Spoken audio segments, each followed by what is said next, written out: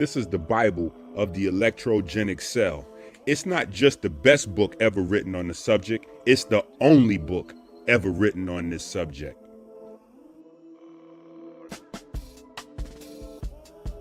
Brought to you by supporters of Christ.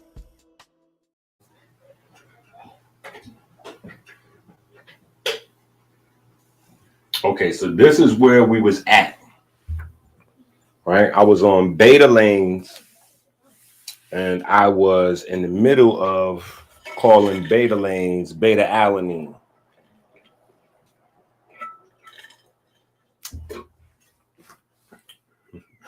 Right? I was going through a momentary crisis that was throwing my attention span. You know, I was all over the place. Yeah, apparently there's going to be no water in my part of the city for the next who knows how long. So if it ain't one thing, it's another. Word to my daddy and my daddy's grandmother. Right? All right, so this is where we was at. All right, we were in. So if you're tuning into this video and you haven't seen the previous video, you might want to stop watching this video and go start watching the previous video. And because these videos are back to back, I know that's why the viewership is a little crazy right now, because we started a live stream earlier, and then in the middle of the live stream, not even in the middle, like just, you know, we just hit the warm-up mark. You know what I'm saying? We just hit like the first hour or so but yeah, in the middle of the live stream, we had to kind of abruptly cut the video because the city water people came and knocked on the door and got my children all crazy, and so they transferred a little bit of their craziness to me. So yeah, you know, we had to get it together. But nobody cares about Dr. Inky's real life. Very few people anyway. They're like, where is the video? Right? So the video is out, right? The video is out, or at least we're working on the video, right? But the video is based on, right, the new book, right? The new book, right? The new book. And so we kind of went through a very long, detailed introduction of this book in the first part of this video. Let me phrase it that way. In the first part of this video, we went through a review of kitchen chemistry and how kitchen chemistry number 1 led to kitchen chemistry number 2. And we wanted to give some honor, some praise to Dr. Sebi for laying the groundwork. And then we threw in a couple of other honorable mentions: Dr. Africa, Arnold Ehret,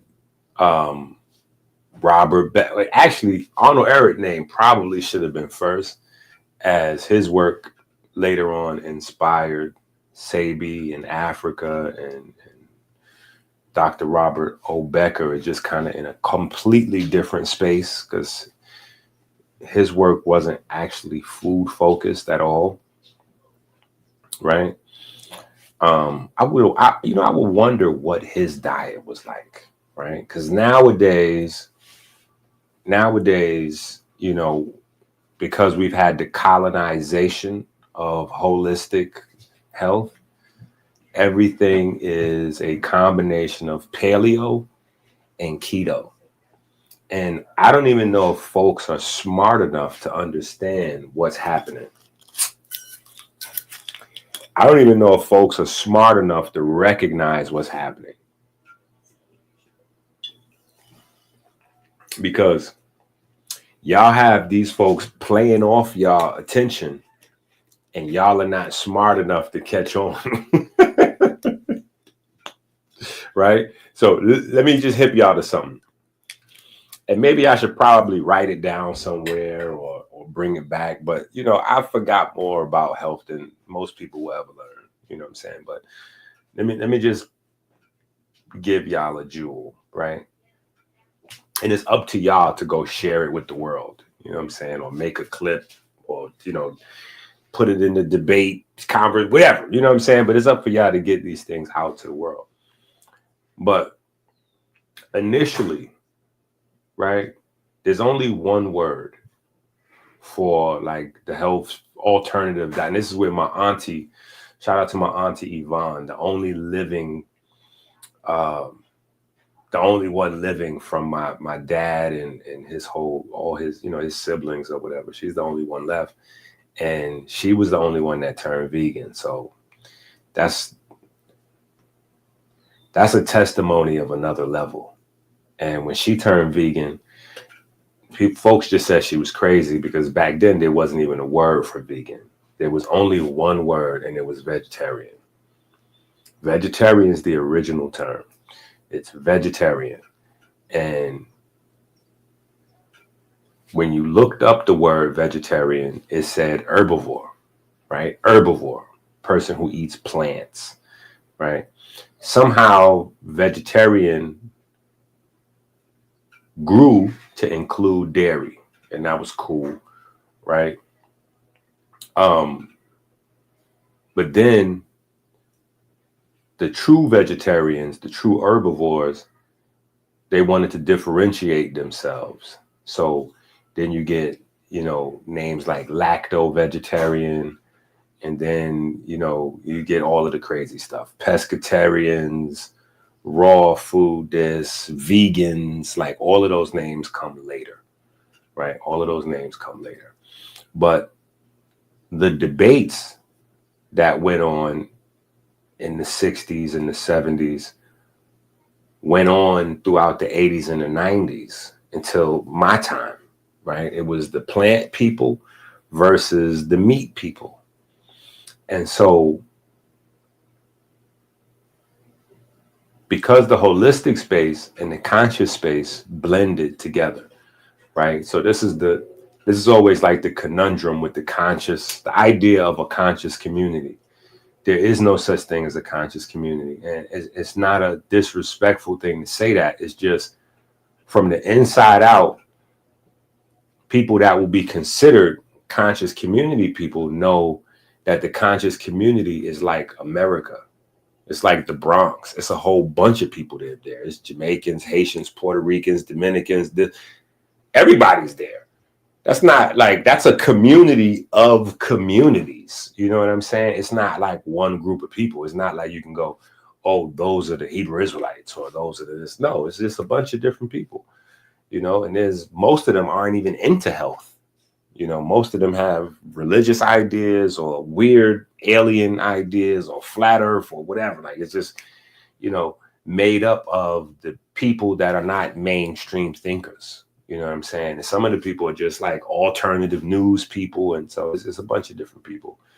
And then the health space is like alternative medicine people, fitness people, vegan people, you know, like all kinds of different, you know, so it's just different streams of thought that aren't popular kind of made up what that community would be. But the debate was always the meat people versus the plant people. The dairy people kind of snuggled in and hid for a long time, right? Because, like I said, sometimes dairy would get put with the plant people. Sometimes dairy would get put with the meat people where it rightfully belongs, with the animal products, right? But so when internet popped, right? So internet popped, that's YouTube, 2005.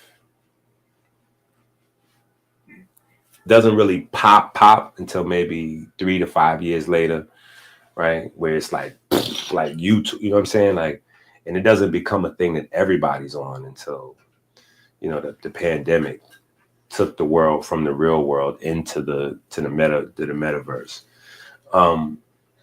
But we can go back to like 2010, right? Because between 2005 and 2010 is where everybody's shifting to online. Everybody's shifting online. So while this is happening,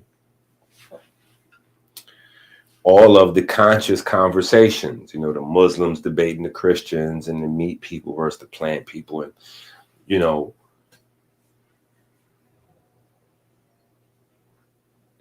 somewhere along the line, they decide to take over and colonize certain types of conversations.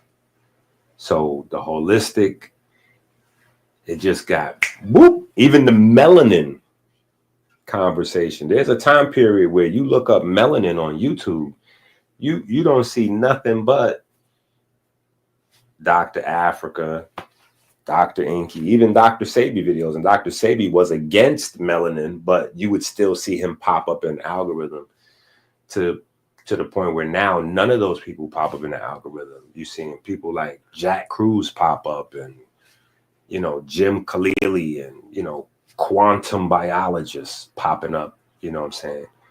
And that's what I mean by colonizing the algorithm, because the algorithm directs attention, right? With attention is education, business, commerce, all of the viable reasons that you'd be online. So, it's really a lot more sinister when you think about it. But yeah, so the conversation now has very slowly and, very craftily been shifted from plants versus animal products to fat versus meat, or keto versus paleo, right? And so very subtle shift to make it a keto versus paleo conversation. And the whole slickness of that is keto, fat is meat. Fat is primarily a animal product conversation, period. Is there plenty of healthy sources of fats in the plant? Absolutely. But that's not what the keto folks are on. Keto folks are on animal products, right? So it's fats versus protein. But it's basically a slick way that the animal product people have basically drowned out the plant-based people. So it almost seems like, to people that might be looking for information, like the plant-based community is gone. And then anytime when you hear one of these keto or paleo people talking, they go, oh yeah, I did the vegan thing for a little while, but it wasn't for me. I had to switch over to keto, or, I had to switch over to paleo. So it subtly impresses the masses with the idea that the vegan or the plant-based community is gone, and that everybody has joined into either keto or paleo, which is actually just the same thing. It's the same thing, because if you get a piece of steak, you got the fat on it and you got the protein. So anyway, I'm just saying, I'm not saying that you can't have a healthy lifestyle with meat. You can't have a healthy lifestyle with keto. Actually, I might be saying you can't have a healthy lifestyle with keto. Keto's a temporary thing, right? Keto's a temporary thing. But yeah, I'm not necessarily for or against either, whatever you find that works for you. I'm just saying, don't be fooled. Don't be fooled. Like the plant-based community, and I don't even promote plant-based, like that thing that has been co-opted and colonized and commercialized. And so we don't even, we pigment and fiber, like we just with the science, pigment and fiber, it don't matter. Whether you're trying to do a vegan thing or you're trying to do a keto, paleo, whatever. If any of those diets are devoid of pigment and fiber, you are going to be deficient and sick. End of story. If somehow you manage to get enough pigment and fiber in your paleo program, you'll probably be straight. If you somehow get enough pigment and fiber in your keto program, you'll be good. If you somehow get enough pigment and fiber in your plant-based program, you'll be good. But it doesn't matter which road you go down. If you do not get enough pigment and fiber in your diet, you're going to be, it's not going to work out for you, champ. Right? So anyway, with that being said, we can pick up right where I was doing my beta alanine thing. Right? Because it was actually a pigment, right? It's actually a pigment that we were on, right? Not beta alanine, right? Beta lanes, beta cyanins, beta xanthins, right? Beta cyanins and beta xanthins, known as beta lanes, right? Which are beet pigments, right? Which is a whole nother conversation on top of the nitric oxide, right? Then we get to molecular breakdown, what happens during digestion, right? And we get through small intestine, sucrose, which is a combination of glucose and fructose, betalains and antioxidants, along with the nitrates. The nitrate secreted back into the saliva gets reduced by oral bacteria, remetabolized into nitric oxide, all right? The root reforms as a chemical messenger, a nitrate to nitric oxide loop, right? Biochemical pathways. What does the body do with the components? I think we have a good idea of what goes on with glucose. Right? Oh, I think we have a good idea what goes on with glucose, right? I would hope after all this time.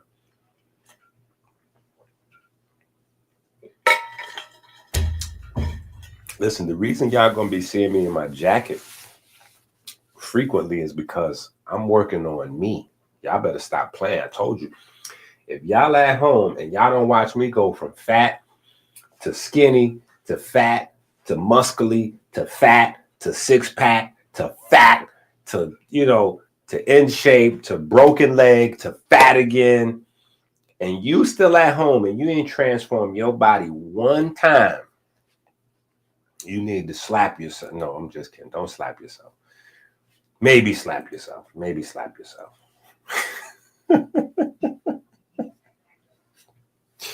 But I'm getting my mileage up. Okay, I'm getting my mileage up.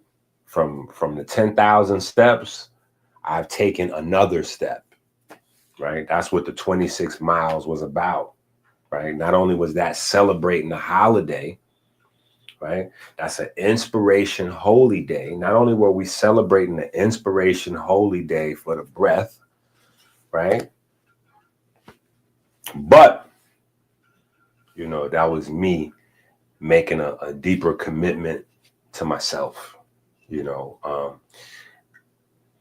I broke my leg, I thought that once my leg healed up, I figured, okay, it's March. I got April, May, June. I should be back. I should be back to myself. Like I should be back good by my birthday. Right?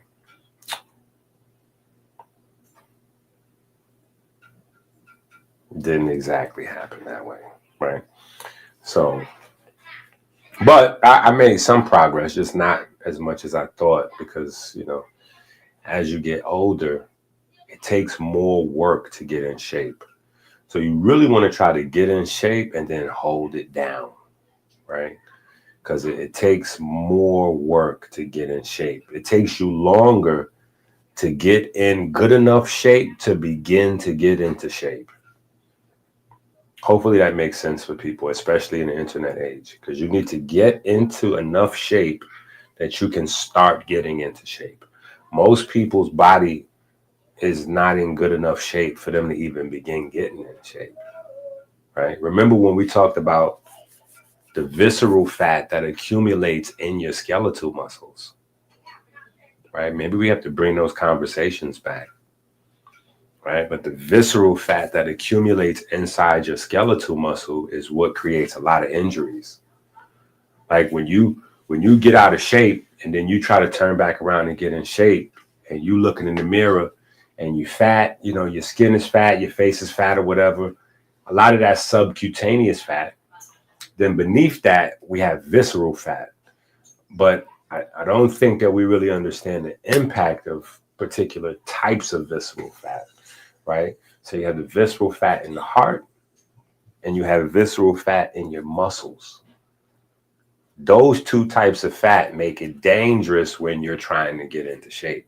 Not to mention you have perivascular fat, which is visceral fat in your brain. Right. So not only do we have to continue to talk about the glymphatic system, but we got to talk about perivascular fat as well, because those three types of fat prevent you from getting in shape. So before you even in shape to get in shape, you got to work on getting rid of those fats first. Yeah. And then once you kind of clean out the muscle, clean it out. Forget about building muscle, losing fat. Like that conversation is not even a healthy conversation. Listen to what I'm saying. Build muscle, lose fat is not a healthy conversation for everybody. For John Q. Public, that's a dangerous conversation, right? People have to clean out fat before they can even get to the fat that they're talking about. Like the fat that's preventing you from fitting into that dress or slimming down your waist. You can't get to that.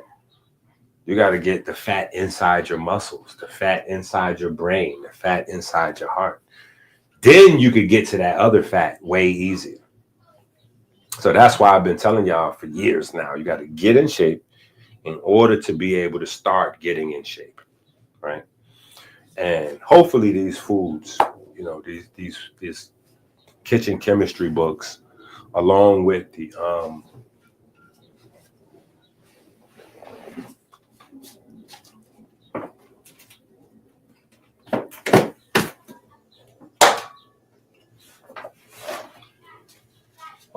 food basics book, right? So this is a part of our food curriculum, right? You got to have the food basics book. The food basics book is a lot more sciencey though. It's a lot more sciencey, but it answers a lot of those questions about alkaline and base and redox and ion and ionic and all that kind of stuff. But anyway, hopefully now after all of this time, especially like 6 years hyper focused on diabetes, like hopefully after all this time we understand what glucose is doing, right? GLUT4, right? The primary carrier or transporter, right? Glycolysis to pyruvate to acetyl-CoA to the Krebs cycle. Now acetyl-CoA right here is obviously where we go over to cholesterol production and that whole universe, right?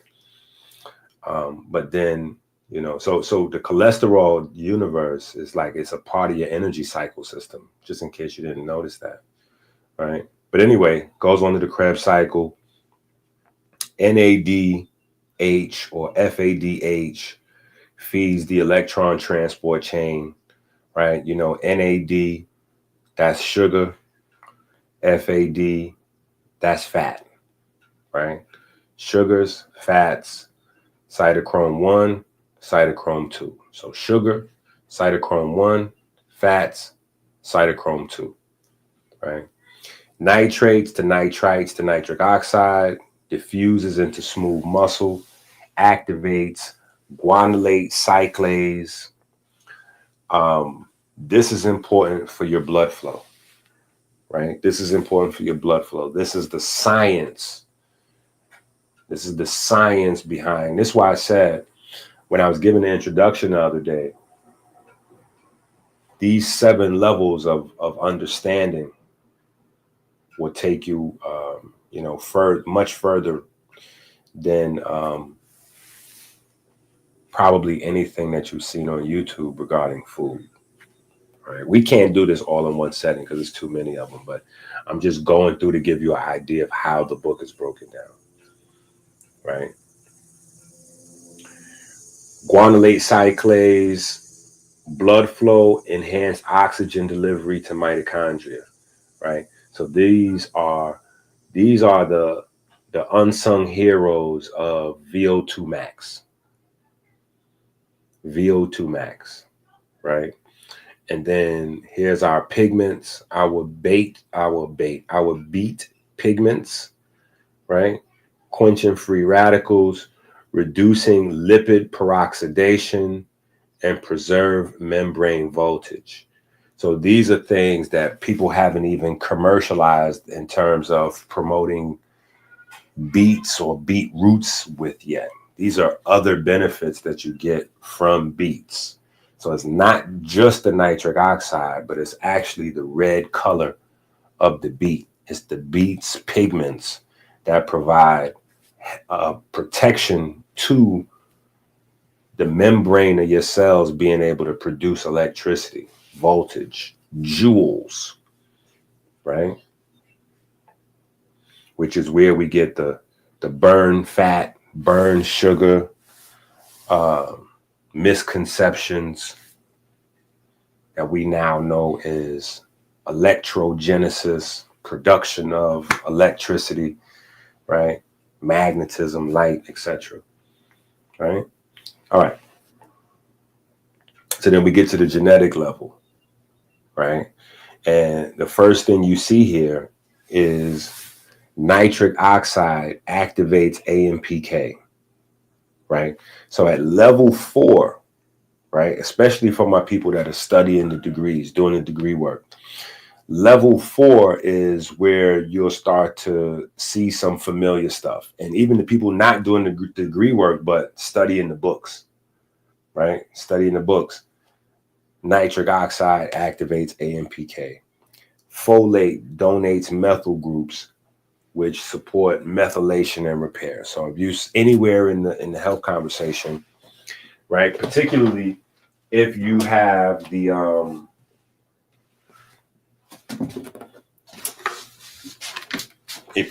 Declaration of Independence book, right? If you have the Declaration of Independence book,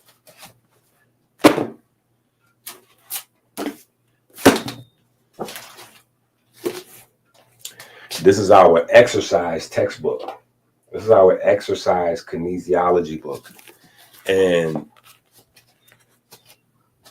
there's a lot of information in this book, but one of the primary themes of this book is how you can use exercise to control genetic expression. How you can use exercise to control genetic expression. So this is bigger than get this book and learn how to lose 15 pounds in 2 weeks like this. Like that person that's running those channels and platforms, and that they probably also need this book, right? Because what's in this book is light years beyond what they're talking about, right? But that is one of the main themes in this book: how to use exercise for genetic to control genetic expression, right? Very important to understand the development of the brain with the body's movement, right? But that's a conversation that really only takes place in heart-centered biology and biochemistry. In a brain-centered biology and biochemistry, it doesn't exactly fit. When you understand the heart as the center of your being and everything else to facilitate it, it totally makes sense that because the cranial nerves, the peripheral nerves, and the nerves in general run back and forth to the spine and the brain, that those things developed with your ability to move. And as your ability to move became better and more complex, so did those, your nervous and neuron systems, right? So you have the control mechanism in your hand through movement. The same way your breath and your breathing is automatic, but you can take over your breathing. The same way emotions and certain things that may not. But if you take over movement, you'll control breathing. Movement controls breathing pattern. Breathing pattern controls emotions. Like it's, so anyway, those are the kind of things that martial arts originally focused on, stuff like that. Right. So that's what they was on. The old OGs. That's what they would, that's what the movements and, like the repetitive katas and all of those things, they were building structures in the brain. They were building structures in the mind. They were building, the nervous system and connectivity. And there's a whole lot to martial science that is, it's lost in the new culture of UFC, where it's about knocking somebody out. Like somebody could be a genius at martial arts and not be able to fight. You know what I'm saying? Like, these are just facts, right? Learning how to fight and martial arts, martial science is two different things. That's like the main part that you were supposed to learn from the story of Damo. Damo is the guy credited with bringing fighting to the priest, right?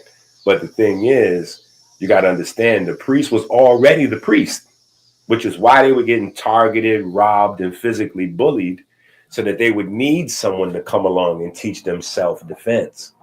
They already had the martial science, right? In terms of spiritual application, in terms of longevity application. They was already living the longest. They already had those secrets, right? Which is why they were getting attacked and harassed and bullied and, all of those other things. But what they needed to do was take what they were learning and what they were mastering for inner development and learn how to project that outward, which is what Damo came up there. And, some people don't believe Damo is a real person. Some people do, whatever. But that's what you're supposed to get from that story. Or at least one of the things you're supposed to get from that story. So anyway, listen, the same way we're unpacking, you're supposed to be unpacking as you study these books. That's why it's broken down this way, so you can unpack, right? You can unpack, right? Beta lanes modulate NRF2.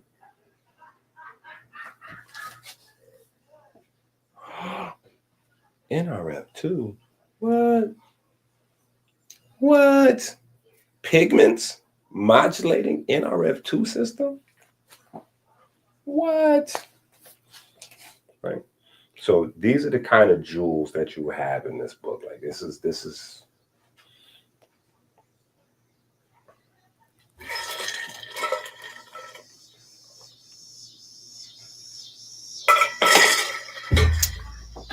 Inky sips moss.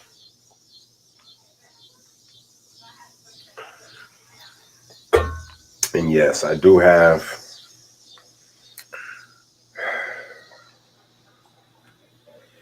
sometimes I just get a spring water for the taste of it. Sometimes I get spring waters, and sometimes I also get tonic waters. Yeah, sometimes I get me a little natural sparkling mineral water. And sometimes I get me a little tonic water.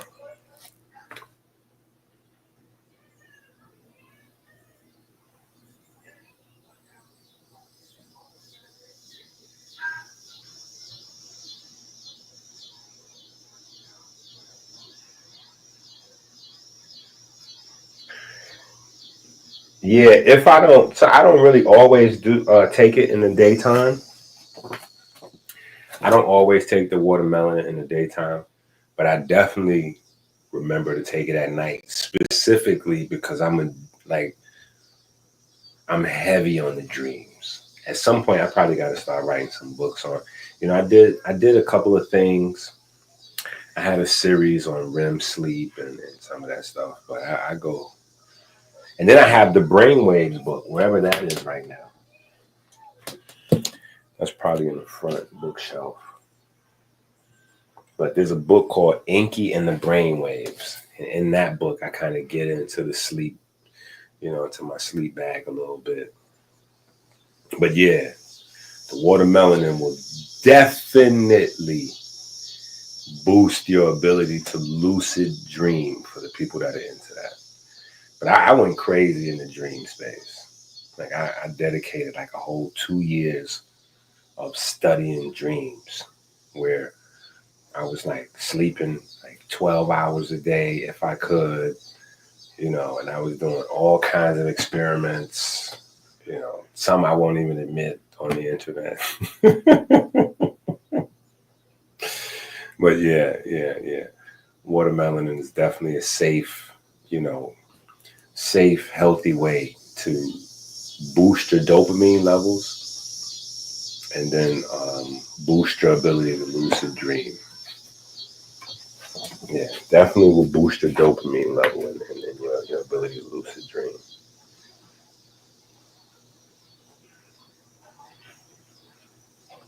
Yeah, see, I got to do something with that. I don't know. I got to do something with that. That might come back around because right now I'm working on a calendar book. It's gonna be like a short, sweet, like a calendar book.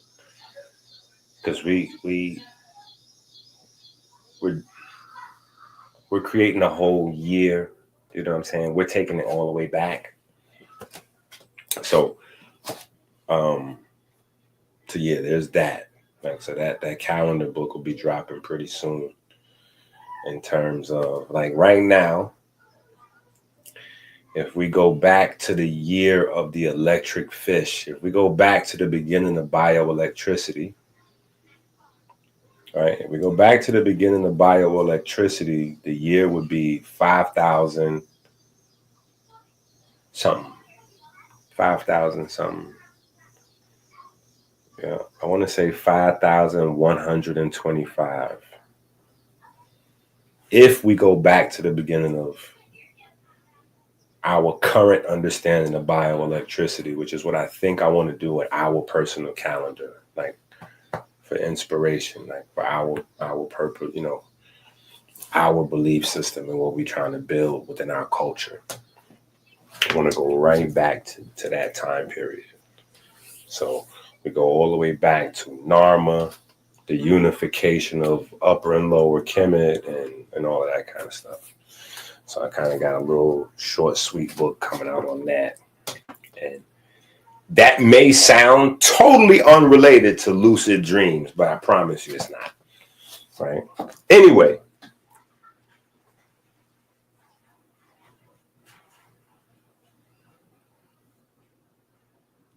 Yeah. You see how that opens up conversation and it gets crazy. Yeah. See that? Yeah, it's because stuff be attached. Stuff be attached, right?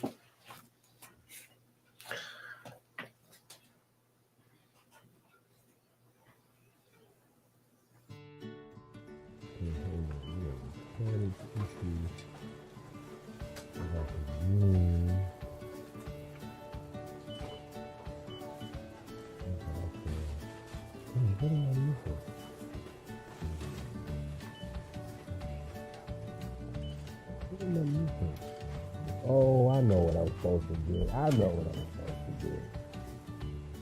Good, man.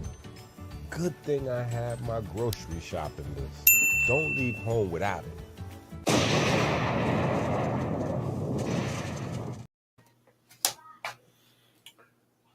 All right, so we got nitric oxide activating AMPK. We got folate donating methyl groups. We got beta lanes or beet pigments activating the NRF2 system. We got potassium stabilizing membrane voltage, which is important because we are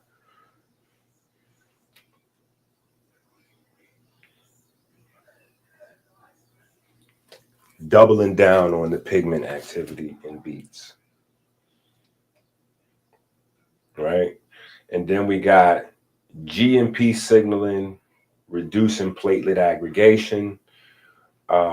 If that doesn't make any sense to you, that is about pure blood flow,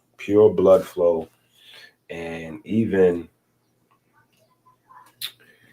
not just, and I probably should have wrote this in there, but not just protection from your blood clotting, but also helping people that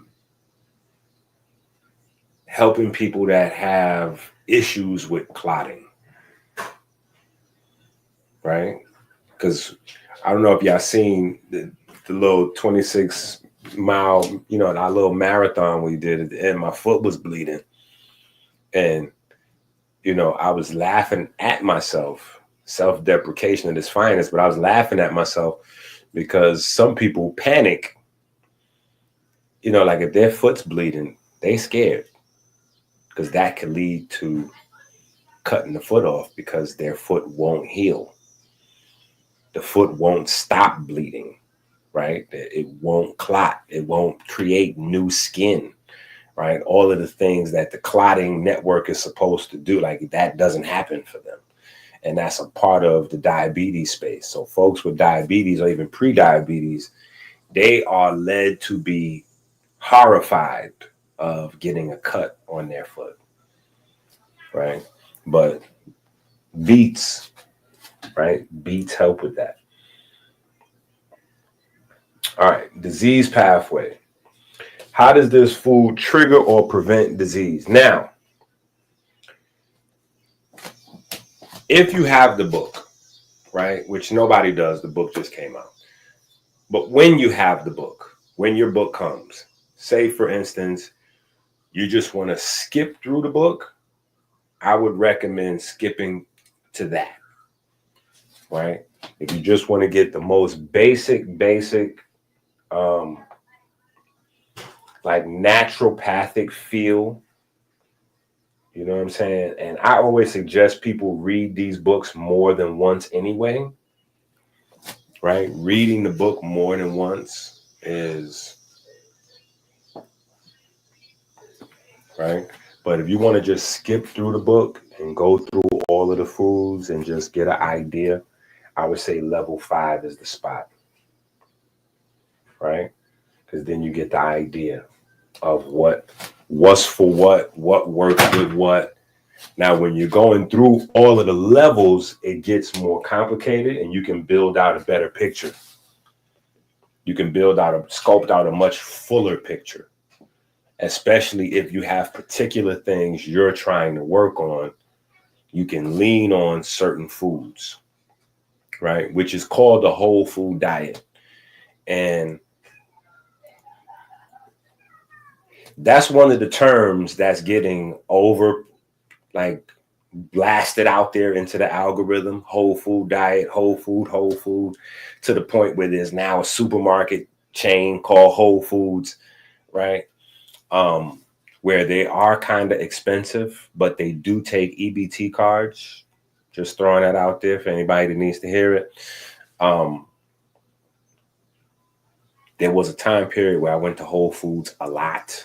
I even taught classes in Whole Foods. Shout out to Asa. But you learn better, you do better, right? So there's a time period where you think you have to stop shopping where you go and go to Whole Foods or go to Trader Joe's. When you learn better, there's only a handful of items that you actually need to go to Trader Joe's or Whole Foods to get. Almost everything else you can find at your local rundown supermarket because they got items that they got to carry in there.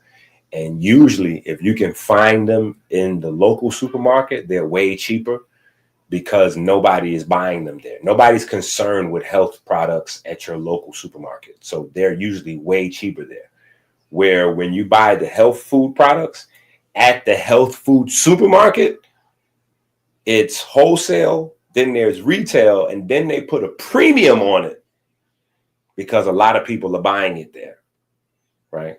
So if you go to the Whole Foods supermarket, you might get the raw coconut water for $6 and change in there. It might cost you $6. If you go to your local supermarket and get that same raw coconut water, it's probably going to be $4.50 because that's the lowest retail price, right? So just anyway. But to the term whole food, is going into the algorithms, is getting overused. And so in that pocket, what you need to know about whole food diet is to simplify a whole food diet.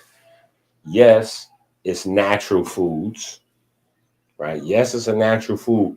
But typically, the thing with whole food diet is there's no condiments. There's no condiments in a whole food diet. Okay, so some people, I know y'all might think a whole food diet means you only shop at Whole Foods. Ow! Jesus, take the wheel. Some of y'all might think that a Whole Foods diet means that you only shop at Whole Food. That is not what that's called the empty bank account. That's called the, you done blew your wad. Like you done got taken advantage of. That's if you bought all your groceries from Whole Food, you have excess spend, you have a high level of liquidity, or you got beat. You know what I'm saying? You should not be getting all your groceries from Whole Food. But a whole food diet is no condiments, and condiments kill your diet. I've been saying this since I figured it out myself. It's one of the biggest, most important cheat codes there is. There's a ton of calories hidden in your condiments. A ton of calories. And especially if you're one of the people that don't like to count calories and get all super deep with it, cutting out condiments is going to clean you right up. It's going to clean you right up. But when I say cutting out condiments, it's also cutting out seasonings. It's also cutting out seasonings, unfortunately. And I know right there, that's where I lose the black folks in the room. They're like, did Inky just say cutting out seasonings? What? Inky, we with you, but we're not cutting out seasonings, fam. That's kind of part of our black identity is we heavily seasons up the, come on now, we make it super spicy, and that's a part of the, listen, I'm Haitian. Okay. I got Haitian in my blood. I got Southern black folk in my blood. Listen, I get it. But I'm just telling you what whole food diet means. Take from it what you will, right? It's good to go on it from time to time, right? Like if you want to try a keto phase, you know what I'm saying? Now, we have keto built into our diet, right? Because if you're going 13 to 15 hours a day without eating, you're activating ketone production, whether you know it or not. You don't have to go on ketone thing from weeks on end, and it's crazy. What's even crazier? Folks are telling you they got supplements that you could buy to put you into instant ketosis, while they're also saying it takes you weeks to get into ketosis. Like, all you got to do is listen long enough for them to talk themselves into a circle. And you're not in ketosis by taking ketone supplements. Let me just help you out. But whole food just means the actual natural foods, right? Actual natural foods. So, and one at a time, right? So for me, sometimes I'll do like an apple thing. I like apples, right? Sometimes I'll do an apple thing. You know, back in the days, I used to do the grapefruit thing, which I still might pull out of the bag every so often and do like a grapefruit thing. But grapefruit messes with your estrogen and testosterone levels. So I'm getting a little too old to be playing with grapefruits. You know what I'm saying? But grapefruit used to be, because grapefruit helps free up, I ain't gonna say necessarily lose weight or fat, you know what I'm saying? But it helps to free up fats and, you know, helps your body to create energy or you know, electrogenesis. But yeah, apples. You know what I'm saying? I'll do a couple days on apples, right? But that's the whole food thing. It's just a thing. You know what I'm saying? Sometimes I might do carrots or sweet potatoes. You know, actually, no. I don't think sweet potatoes qualify, because sweet potatoes, I'm definitely loading them joints up with some cinnamon and some, yeah. Yeah, so yeah, sweet potato. That's, yeah, never mind. Forget about sweet potatoes. But you know what I'm saying. I think you get the point. That's what whole food is where you just eat the actual natural foods. There's no seasoning them up. There's no condiments, no extra sauces. There's no, you know, there's nothing you're doing. You just, this is that, right? And some people will debate whether cooking takes you in or out of an actual official whole foods diet, right? For me, it doesn't, right? You add a little fire to it, you add some fire to it, you know what I'm saying? But typically, I think that started because if you cook something, you're going to start to add seasonings and sauces, and before you know it, it's not, right? So it's just cleaner eating. And you know, you could just give yourself a break. 24 hours, 48 hours, 72 hours, where you do like a whole food thing, and then you get back into your normal, whatever the case may be, right? But the reason why we had that little 15-minute, you know, 20-minute whole food conversation just now is, if you're dealing with something or you have a specific goal and you go through the kitchen chemistry book and you see that particular foods have particular effects, sometimes you can counteract the effect of a particular food when you start adding in the different seasonings, because those are different plants. And then some types of seasonings have chemicals like MSG and other things added in there. So the seasoning may counteract some of the effects of that food, or the sauces, the condiments, the cooking, right? You add heat, it may kill certain nutrients, right? It'll denature pigments, denature proteins. So to make sure that you're getting the full benefit of any specific food, you really kind of want to have it, you know, kind of unadulterated. Right. That being said, blood pressure is known to drop from beets, right? Endothelial dysfunction, right? Endothelial dysfunction. What is that? What is endothelial dysfunction, right?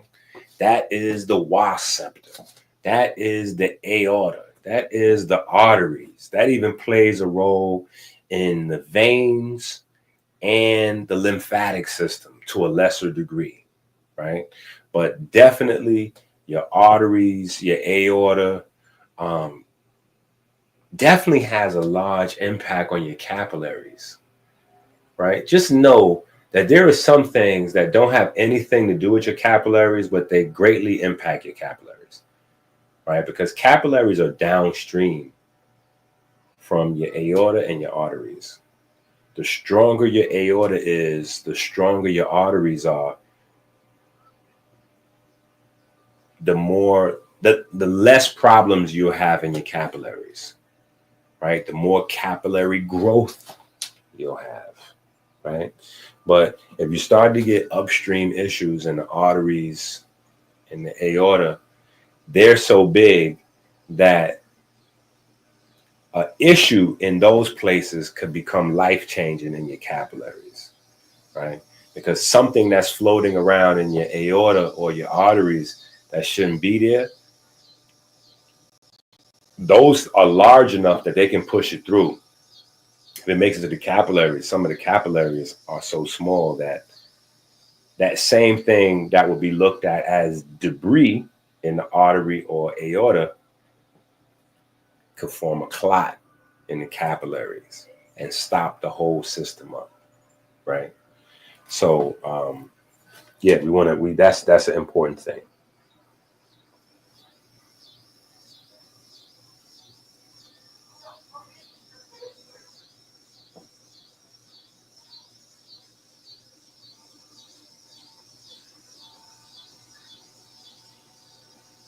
Well, that's kind of what we did.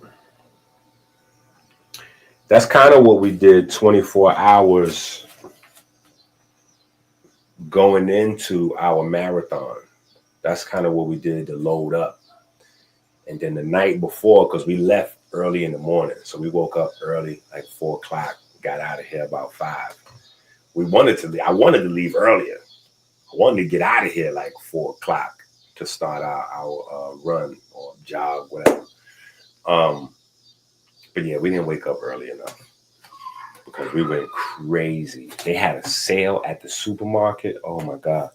They had the black seeded watermelons, and then they had the nerve to have those all black watermelons. I don't even know what the name of those is called, but they're black seeded watermelons, but they just got like twice as much sugar in them.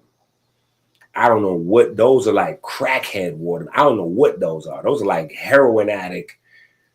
Those are highly addictive watermelons. Yeah, but that was my plan. Like, so, like 3 days in advance, we like started changing our diet a little bit. And then the last day before we went out, we went crazy on the water. Like we binged with just all day watermelons. Yeah, all day watermelon. So we be loaded because the watermelon, you got the precursors. So watermelons has a lot of the same impact as beets, but the chemistry is different, right? Because watermelons have a lot of citrulline and arginine. And the citrulline and arginine, the sun and the exercise will trigger nitric oxide production. So you'll get to nitric oxide, but you'll get there a different way than with the beets.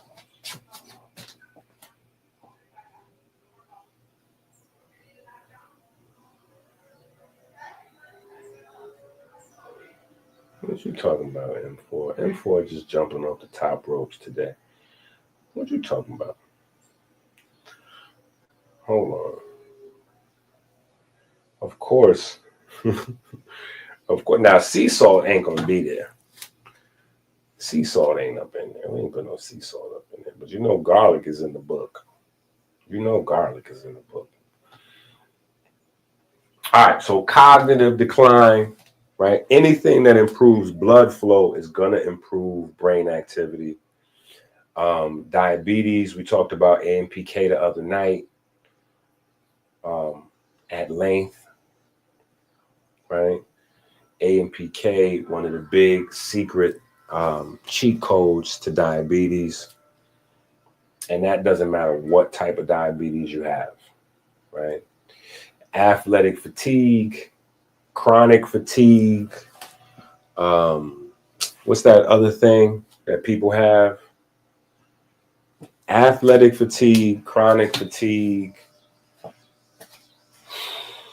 And then there's another one. What is it? Myalgia? I think it's myalgia. Yeah, myalgia. All of those are impacted the same way. Right? All of those are impacted the same way. Cancer, right? Again, the pigments, the red, right? In the beets, inhibit DNA damaging reactive oxygen species, right? That includes peroxides, even though peroxide is not classified as a reactive oxygen species, right? But peroxidation plays a big role in what we would generally consider to be free radical damage. Okay. Kidney disease. Kidney disease, right? For the people that silently watch in the background, looking for information on improving their kidney, which kind of should be anybody with a pulse, right? Anybody with a pulse. If you eat bad foods, if you eat meat, dairy, and junk food and fast food, you should be worried about your kidneys, even if your kidneys are healthy right now. If you go to the hospital and the doctor tells you your kidneys are fine, but you know that you eat meat, you eat fast food, you eat snacks, and you eat dairy, your kidneys need help. I'm just telling you, right? They're like overworked lower middle class parents, right? They're making it. The kids are fine. The lights are on. We got dinner, but man, I need you to hit the Cash App. I need you to hit what's that other thing that goes onto my bank account? Whatever. Website, AmericanHealer.web. Like, I need some help. Like, we making it. The lights is on. We get a water emergency. We got a few dollars to go secure us some water for the next few days or whatever. You know, like, but man, that's the state your kidneys are in, right? That's the state your kidneys are in. Your kidneys are making it. They good. You know, we got sandwiches. The lights come on, but woo! Trust me. If you eat fast food, your kidneys need help. If you eat pizza, your kidneys need help. If you smoke weed and then act on the munchies, your kidneys definitely need help. If you smoke weed, period, your kidneys need help. Because smoking weed it puts your adrenal glands into overdrive. And it puts the adrenal glands into overdrive. That stress bleeds over to your kidneys, right? Because your adrenal glands are located basically on top of your kidneys, right? So,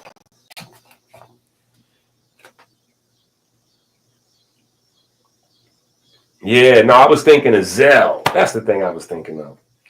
Yeah, there you go.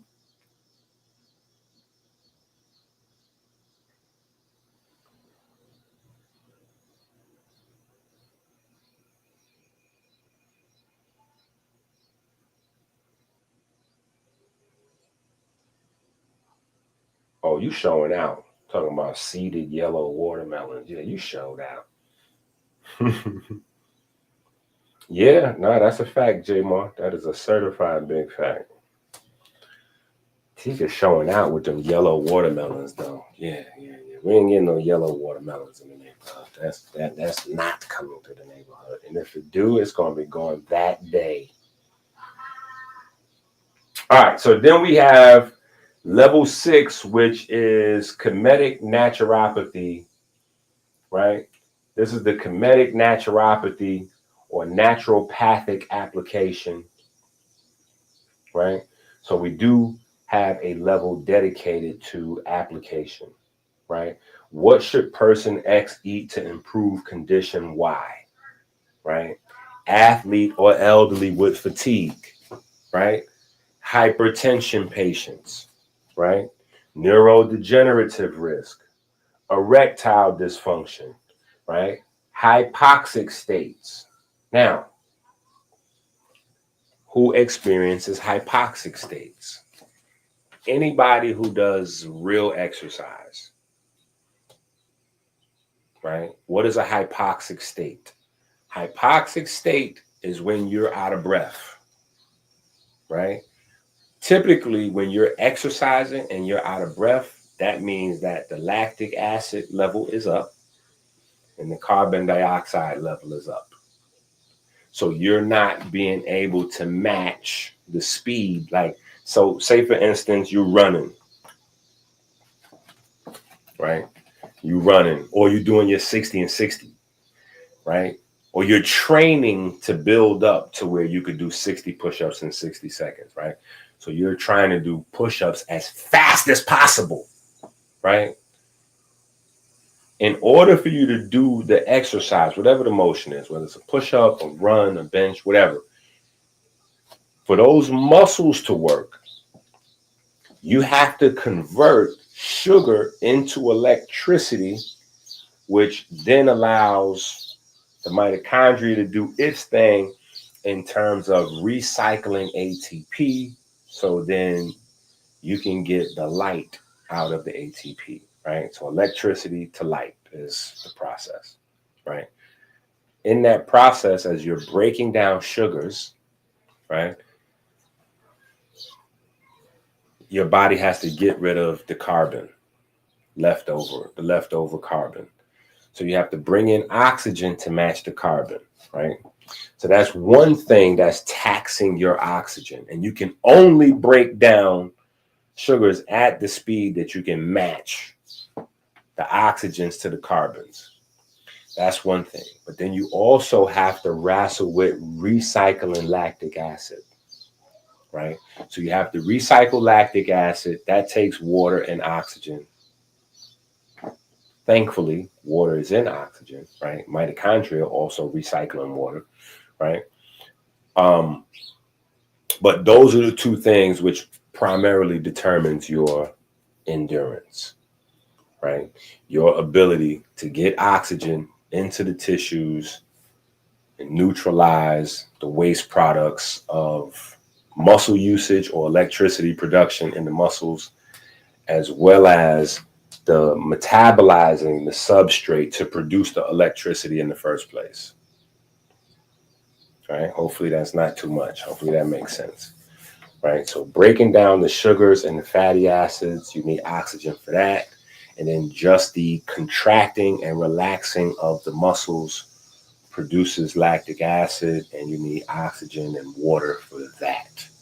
Right? So this is why when you get out of breath, you stop running for a little while. Or if you're jogging and you get out of breath, you stop jogging for a little while. Or you can't do no more push-ups. You done got to the last one and you're like, and you stop.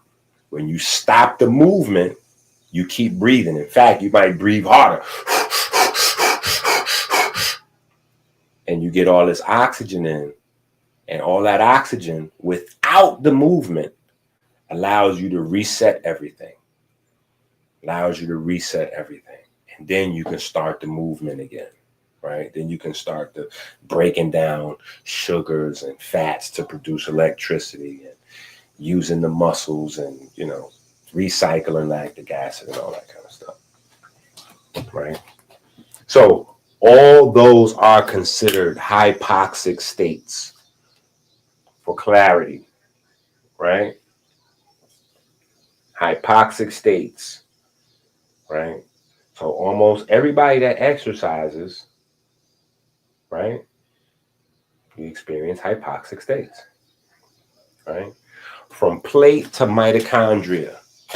Show me how this food becomes light, right? Show me how this food becomes light, right? This probably here level 7. That's why it says Codex level. For John Q. Public, this may not even, right? This may not even be relevant for John Q. Public, right? This may not even be relevant for John Q. Public. But for us, it is. It's just another level, right? All right. And so we go through a bunch of foods, right? Black currants. Let me think.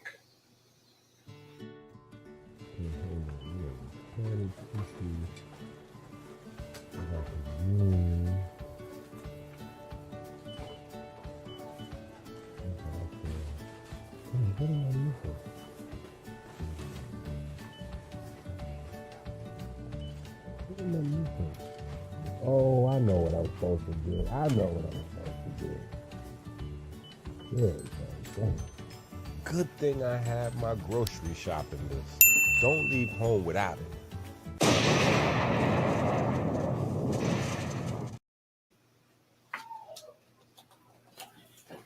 Baduka, right? Baduka. Baduka, right? Baduka. That's the Kemetic name for watermelons, right? They created watermelons. Think about that. Kemet invented watermelons. They gave the world watermelon. So while we here talking about the benefits of watermelon, we should be talking about the genius of Kemet. The genius of Kemet is the benefit of watermelon. They literally invented watermelon as a way to deal with the health issues of that time, right? Diabetes, high blood pressure, like watermelons are like living, like a living plant pill, like a living capsule. A watermelon is like a living herbal capsule for high blood pressure and diabetes.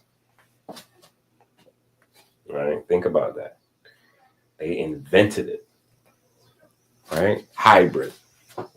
That's why, going back to Dr. Sebi's food list, that's why I realized early on, even as I was getting the benefit from it, feed my children, but I realized early on, it's not so much that Sebi's food list needed a bunch of work because there's understanding missing. Sebi's food list wasn't for you to live by. That wasn't a living food list, right? What we have, the electrician, this is a living food list. This is a living food list in here. The shopping list, this is what Dr. Sebi had was a healing food list. And I know some people are like, wait a minute, are you saying that there's a difference between a living food list and a healing food list? Yes. His food list was designed to go with his herbal program. So that while you're taking his herbs for whatever condition led you to see him, you would be eating certain foods that won't get in the way of the herbs' healing effects. Because sometimes you can take one healthy food and another healthy food and they can cancel each other out. It doesn't mean that either food is unhealthy. It just means that chemically, right, they're antagonists of one another. Or biochemicals present in one are antagonists to biochemicals present in the other, right? So he took the time, this GOAT level behavior here. You know what I'm saying? He took the time to put together a food list that would complement his herbs, right? Problem is people didn't understand that, which is why when they see Dr. Sebi somewhere and he eating some crazy stuff that's nowhere even close to what's on his food list, the earth got to stop spinning because they're like, oh, Dr. Sebi exposed. He ate a burger. Dr. Sebi was eating fish. Dr. Sebi was eating snakes. Dr. Sebi was drinking milk. Well, according to Dr. Sebi never said you couldn't ever eat those things ever again in your life. That food list was not for that. So it just, like I said, a lot of the inspiration from that food list was based on just the lack of knowledge surrounding it. I realized that we still haven't got a day-to-day actual food list because that food list is not that. That's not a day-to-day food list for, like, that food list is for sick people. What about once you follow that list and now you all healthy again and you exercise it and you trying to just stay that way? That's not the food list, right? Then there was some other stuff with like hybrids, like spelt is one, watermelon is another. Watermelon is a hybrid. Now, I dare any of the people that love Dr. Sebi even begin to fix their face and lie and say they giving up watermelons. I have not met a black person or a white person. Y'all be throwing the watermelons on us, but when I be in the supermarket, white folks got 3, 4, 5 watermelons, and they listen. I don't know nobody giving up watermelons. They could put AIDS and cancer in watermelons, and people would just drop dead. Nobody's giving up watermelons, right? But I'm just saying, according to the no hybrid rule, according to the no hybrid rule, you're not supposed to have watermelons because watermelon's a hybrid food, right? So I use watermelon as just an example of the fact that the no hybrid rule is not, and like it's not, you know what I'm saying? When Sebi was talking about no hybrids, it was really more like no modern laboratory hybrids. That's what he was really on, right? Because the modern laboratory hybrids have had the composition of the plant change, not for the benefit of people, but for commercial interests, right? So that they last longer shelf life, or, you know, farmers don't lose their crop in the winter, or whatever the case may be. But it's not to boost the nutrition.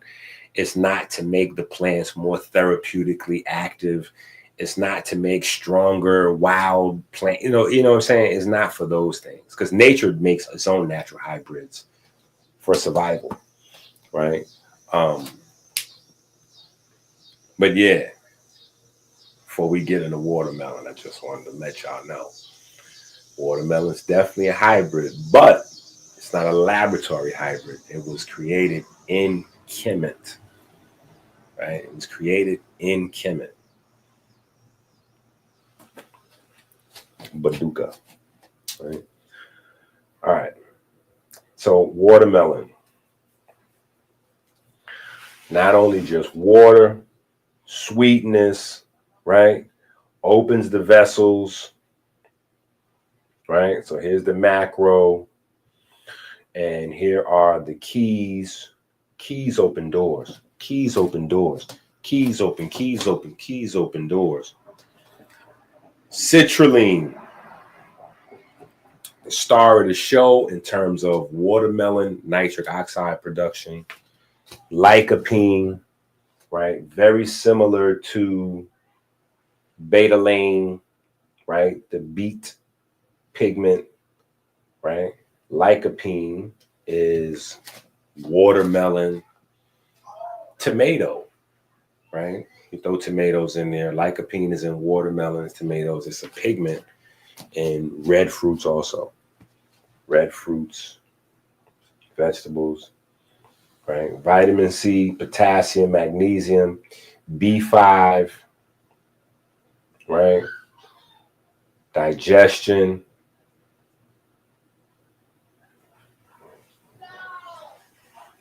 Right? And then we can start to jumping around as you will, once you have your book and your interests, right?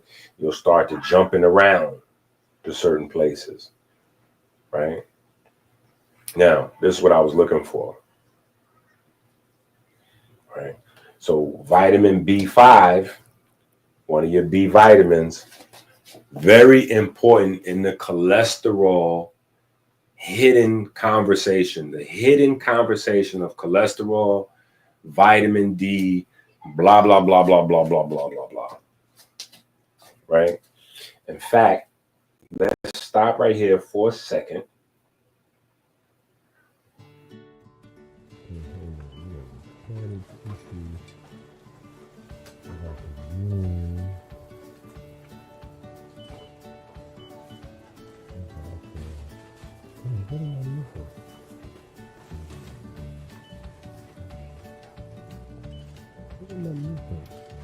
Oh, I know what I'm supposed to do. I know what I'm supposed to do. Yeah, Good thing I have my grocery shopping list. Don't leave home without it.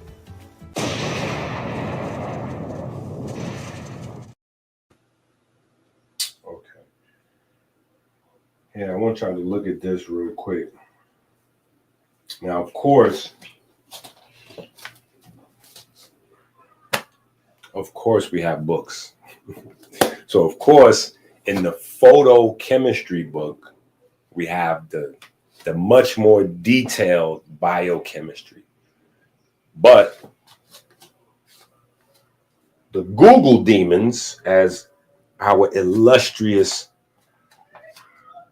Saint Hotep Jesus, yeah, we've given him sainthood. Saint Hotep Jesus. The Google demons have also given us a nice little view here so that when we're having this conversation, you get an idea of it, right? So this acetyl-CoA, right, is a part of the energy cycle, right? This is very much a part of the energy cycle, right? So I want y'all to get that there's a,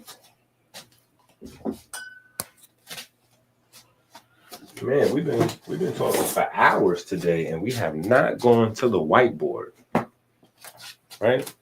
Because what, this is almost, this is 90 minutes plus an hour and change earlier.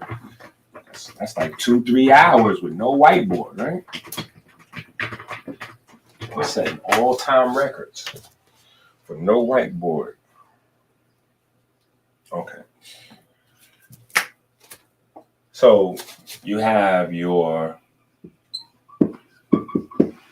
carbs and fats, right?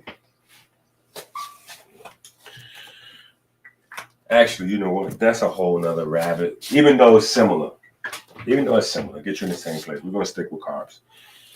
Your carbs break down to go into this energy cycle.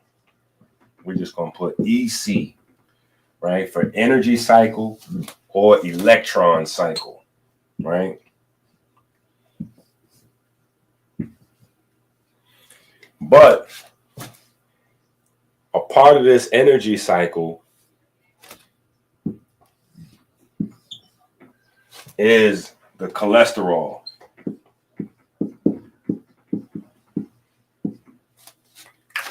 And you won't see it in any textbooks looking anything close to that because they're going to go with acetyl-CoA or acetate-CoA or something to that effect, right? But cholesterol is the most important product that comes out of that whole side quest. Yeah, we live in the Minecraft world now. We in the world of Minecraft and streamers and gamers. So side quest. That's what the perfect term for this. Side quest. This side quest of acetyl-CoA is what eventually becomes your cholesterol. So this is the most important side quest probably in all of biochemistry. This side quest leads to cholesterol, which then leads to all of your sex hormones and vitamin D, right? Statin drugs that people take for high blood pressure basically form a blockade right here and destroy this side quest mission. So there's no side quest in a person taking statin drugs. So this is why eventually the person taking statin drugs is also going to need drugs for their sex and vitamin D production and a whole bunch of other things, right? And this is kind of what the side quest looks like. Well, actually, remember, right? You got the 6 carbons, right? And then the carbon is going to get broke down into 3 and 3. And then the 3 and 3 are going to get broken down into 2 and 1.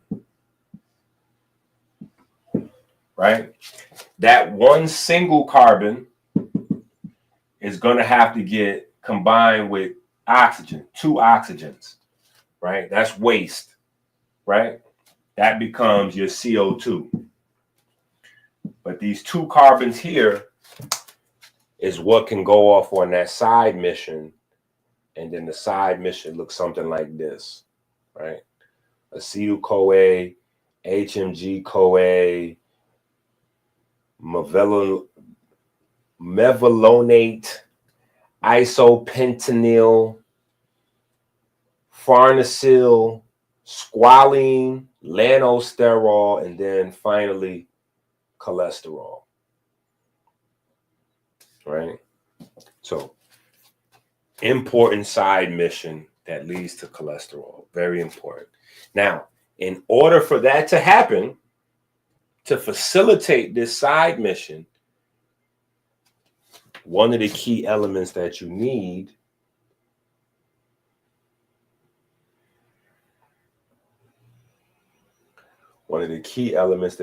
is in the watermelon, which is B5, natural B5. Now, of course, you can get supplements for B vitamins, but just remember the supplements for B vitamins are supposed to be used in conjunction with foods that actually provide you B vitamins, right? So the supplements go with the foods. The supplements don't replace the foods, right? And the reason being is because they have never been able to reproduce the actual same thing that nature does, just very, very close approximations.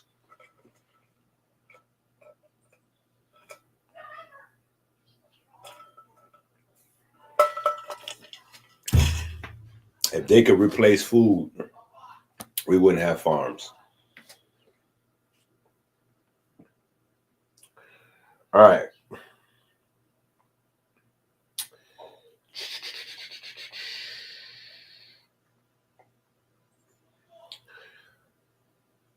Disease pathway integration.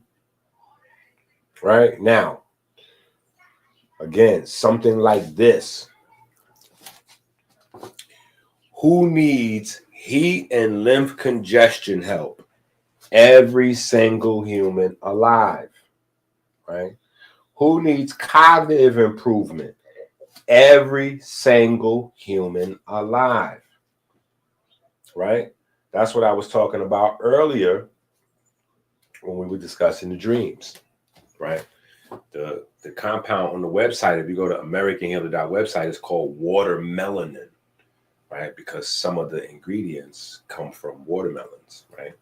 But it's water, not watermelon, it's watermelanin, right? Because it increases the dopamine production, which increases neuromelanin production and activity, right? And the increase in dopamine and neuromelanin activity is where you get the dreams and the ability to read all these books and help remember some of the stuff a little bit better than, it's not like a limitless pill, you know what I'm saying? But it's kind of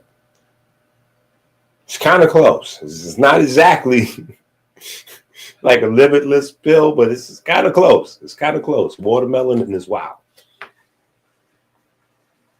Right? But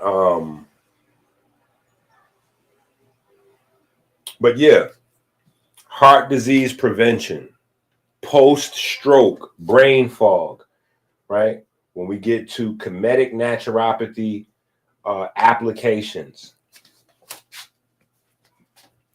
right? And then again, being able to extract information, right? Once you get to another level with the study, you start putting stuff together, right? And so I'm probably going to have to drop, not probably, I will obviously have to drop something because we have to have a much bigger conversation on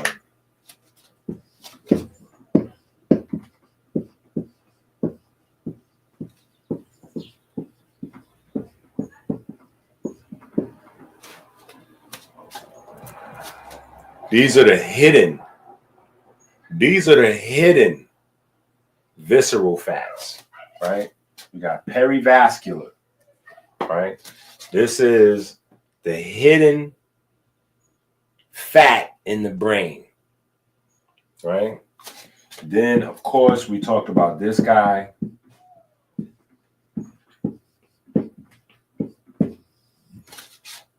Hidden fat in the heart.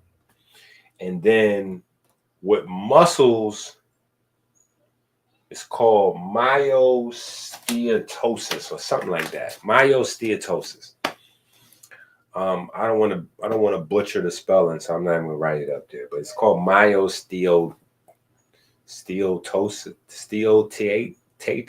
or something to that effect. Anyway, but we'll have to put something together to bring that conversation back because it's in a few of the older books. It's in a few of the older books. We discussed it a lot. Muscle fat, right? Fat hiding inside your muscle cells. Because I believe from my studies, Dr. Sebi was probably one of the first people that recognized it, right? Even though back then there was no term for it. Because remember, Dr. Sebi is getting busy in the 70s and 80s, right? So there's no term for it. He's calling it all mucus, right? He's calling it all mucus. But now we have intramyocellular lipids and, we just have a bunch of different terminology to specify some of these things that didn't exist. What do they do? Oh, they out there trying to work on the sewer system and the water pipes and all that. But yeah, so we got a lot of terms now to use to describe some things that didn't exist at this time, right? Intramyocellular lipids and some of those other things that we talk about as being part of the problem with diabetes, heart disease, blah, blah, blah, blah, blah, blah, right? All right, so we went through two of these, one better than another. Let me think of another food. Let's think of another food.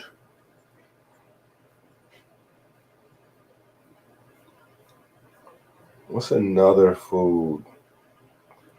Somebody think of another good, healthy food that's probably in this book. Let's see if somebody can guess a food that's in this book that we should look at. Somebody give me a food, a single food that might be in the book. No, cactus is not in the book. You tried it.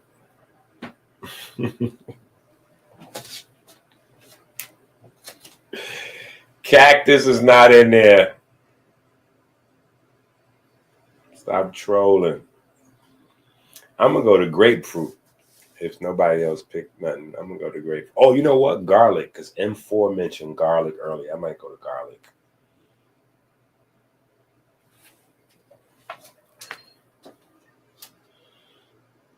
Let's see if I can find it.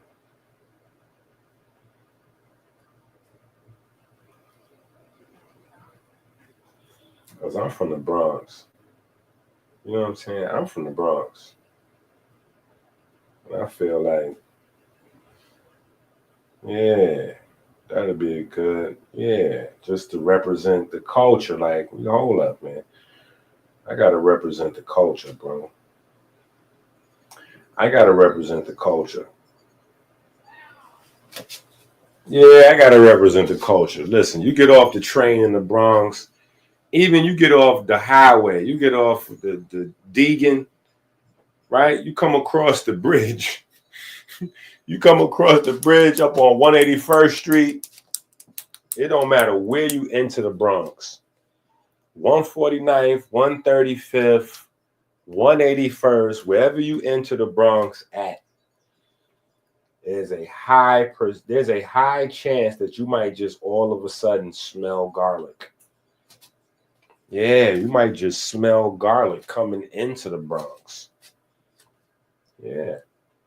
That's because Puerto Rican people know somehow that this is therapeutic. Puerto Rican folks just know it's in their traditions that, they got to put garlic in everything. They putting garlic in the breakfast cereal. Listen, Puerto Rican people put garlic on their turkey and cheese. They putting garlic in their tuna fish. They putting garlic in their potato salad. They putting garlic in Captain Crunch, oatmeal. They putting garlic. They putting garlic inside Oreo cookies. Listen, they putting garlic everywhere. It's gonna be mad Puerto Rican people like, yo, you violated. We ain't putting garlic everywhere. Iggy, you violated. Listen, I'm from the Bronx, okay? And Puerto Rican people taught me how to love garlic. So because Puerto Rican people taught me how to love garlic, I can make jokes. Plus, they had me putting garlic everywhere. My oldest daughter is half Puerto Rican, so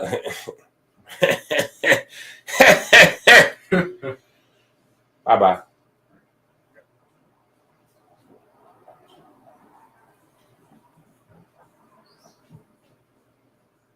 You want me to close that door on you, bro? No, bruh. So get out of here, man.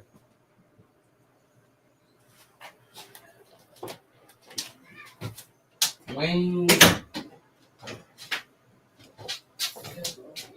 Boy be hating.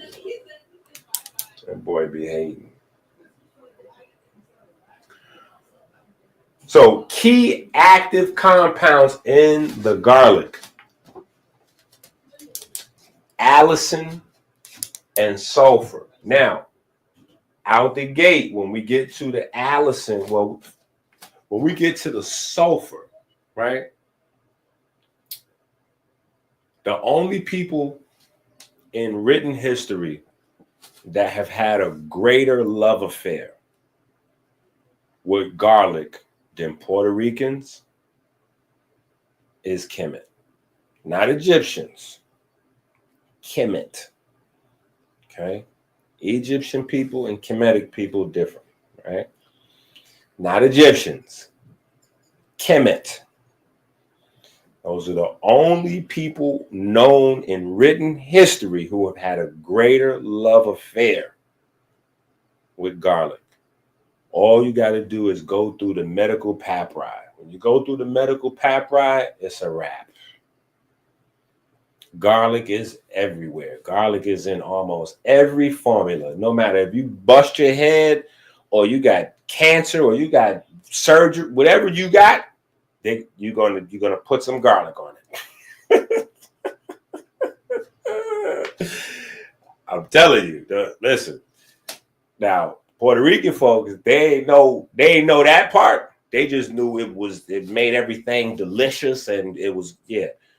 But I'm just saying, there's possibly a direct connection from the Kemetic people to the Puerto Ricans, or maybe not Puerto Ricans, right? Maybe we got to go Kemetic people to the Tainos, right? Maybe Kemetic, Taino, and then the Taino folks is not exactly Puerto Ricans, right? It's getting a little different, you know what I'm saying? Like black people, we're not exactly Africans, you know what I'm saying? We can trace back to Africans, but we're not exactly Africans, you know what I'm saying? So yeah, we something new. We're not exactly Africans, you know what I'm saying? So, but yeah, it's Puerto Ricans and then it's Kemetic folks. So you can figure it out from there, right? But garlic is a very, very, very, very, very ad infinity powerful stimulant for the NRF2 system, which is the reason why, you know, even without knowledge specifically of NRF2 system, because obviously that's a newer English modern, you know, but our ancestors still understood that the defense mechanisms of our body were switched on by garlic. Switched on by garlic. So anything that required you to improve your immune system, they was going to go ahead and add, yeah, put some of that in there. Yeah. Raw, cooked, boiled, baked. We're going to add some of that garlic in there. Yo.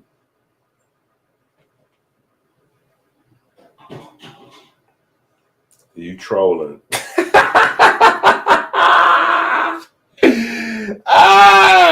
already. Listen. Folks that come from the Caribbean, period, in general, they got a lot of good, strong health traditions, but they didn't have any idea of what it. That's why folks stopped listening to their grandparents, because we got into the science age. Yeah, we got indoctrinated by science. We adopted science as a new religion, and we didn't even know science was a religion. But we became converts. We converted to the religion of science without even knowing. So you got a bunch of people, atheists, this, that, agnostic. They're like, oh, I don't believe in no religion. I'm not a religious person. I believe in science. Okay, so you're not religious? Oh, got it. End of combo. That's like a religious zealot. But the better thing with a religious zealot, at least they know they are crazy for Christ.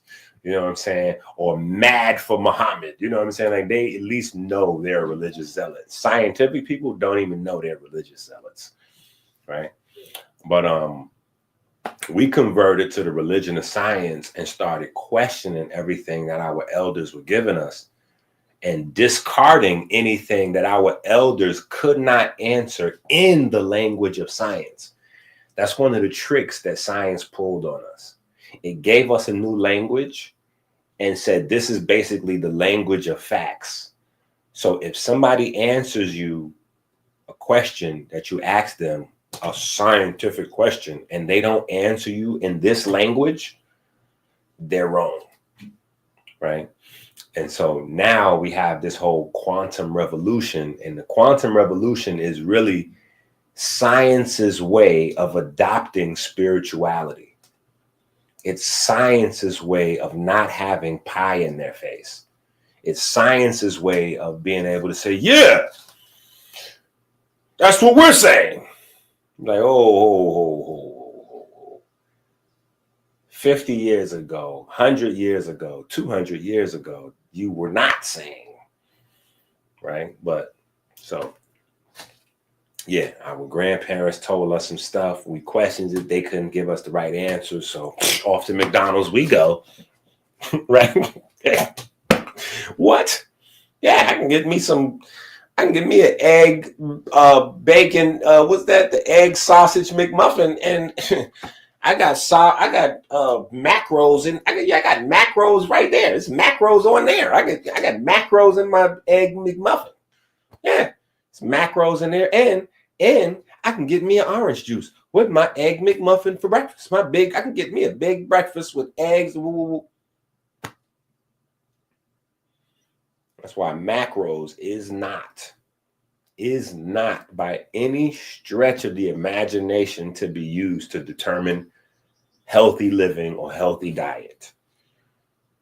In no shape, form, or fashion should macros, like, oh yeah, well, you got to do it in the macros. If a person starts and stops at macros, they don't know what they're talking about. Because you can get a whole Stove's cupcake and count macros. Like, you can count macros in anything. That doesn't, right? And now even science agrees that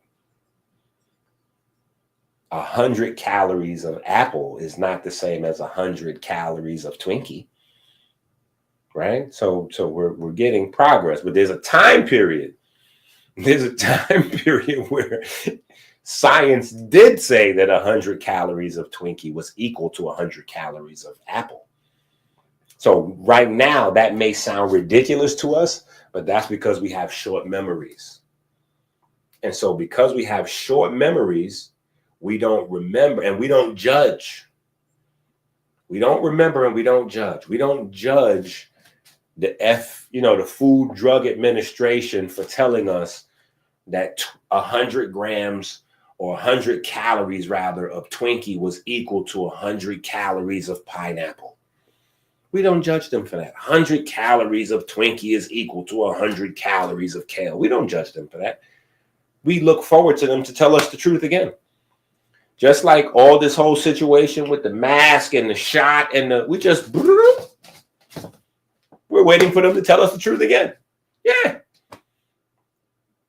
The Democrats blamed everything with Epstein on Trump. Trump is hiding the Epstein files.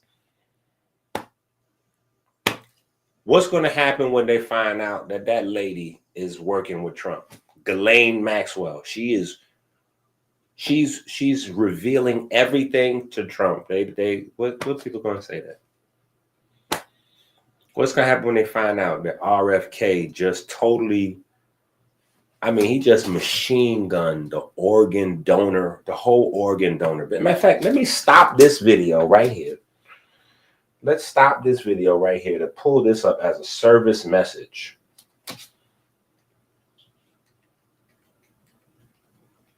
Let me see if I can find this thing here.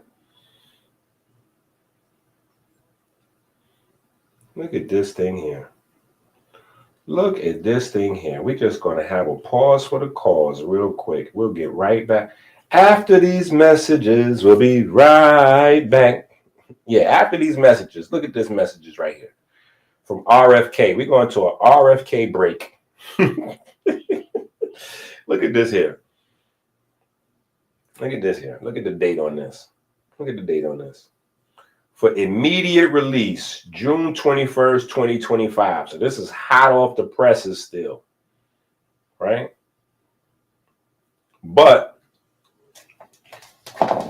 you got more coverage on Kendrick and Drake.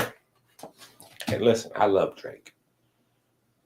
But I just wish sometime we had the coverage, like people prioritized.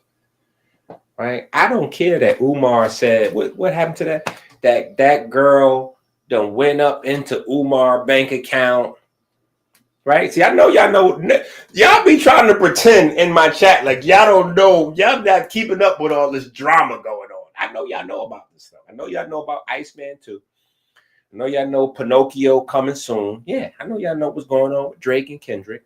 And I know y'all know what's going on with Umar and the throat goat that was at his house, and conveniently he left all that description out. The throat goat. Wait, hold up. Before she stole your bank account and was talking about your mama, you said she was the throat goat, huh?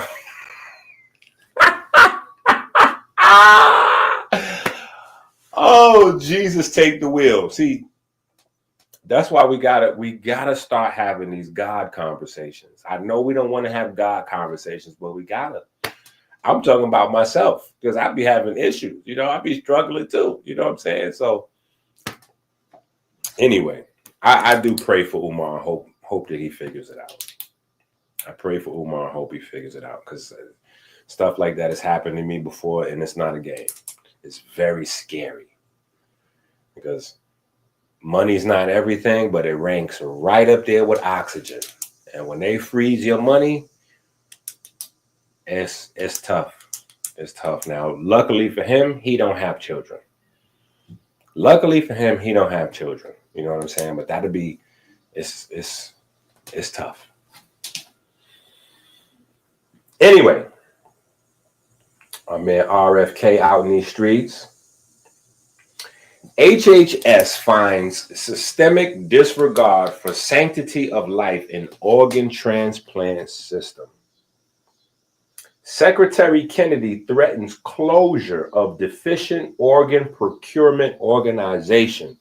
The U.S. Department of Health and Human Services, under the leadership of Secretary Robert F. Kennedy Jr., today announced a major initiative to begin reforming the organ transplant system following an investigation by its Health Resources and Services Administration that revealed disturbing practices among major organ procurement organizations. Our findings show that hospitals allowed the organ procurement process to begin when patients showed signs of life, and this is horrifying. I want to stop right there. And I have to give a shout out to the only person that probably made more noise, not probably, the only person that I know made more noise about this issue on the internet until I was threatened and I had to zip it. Dick Gregory. Shout out to Dick Gregory. Dick Gregory went crazy. But that was already after he was so old that he had the old man license. Like when you get past a certain age, you could just say anything. And Dick Gregory was taking full advantage, right? But this is one of those instances where I hate to say I told you so, but I told you so. I hate to say I told you so, but I told you so. And once again, shout out to RFK getting busy out there in the streets. Shout out to RFK out there getting busy in them streets.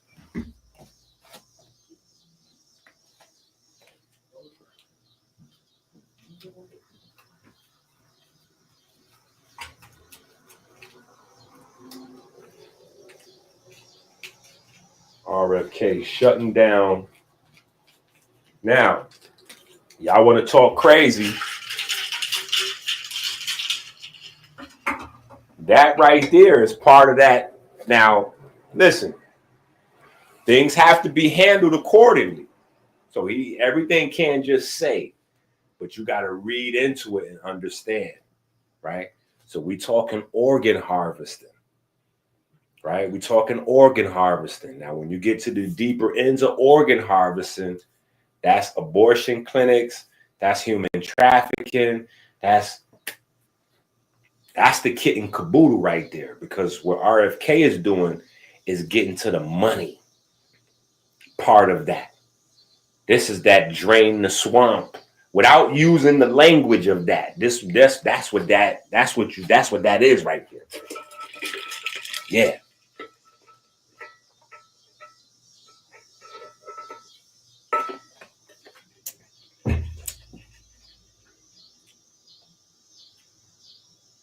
Yeah, that's nasty work right there.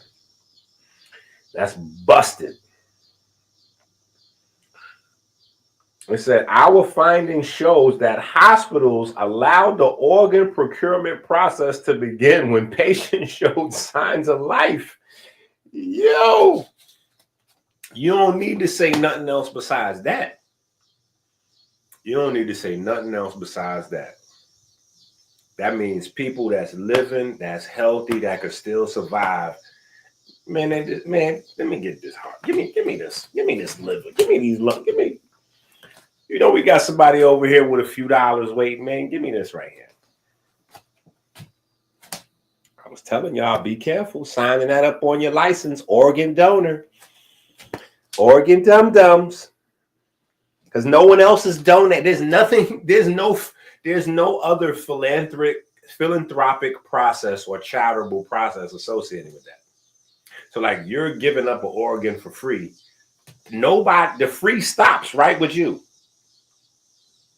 You just gave up a free wholesale quantity thing, and then everybody else is getting paid. Everybody else is getting paid. So you gave up a free heart.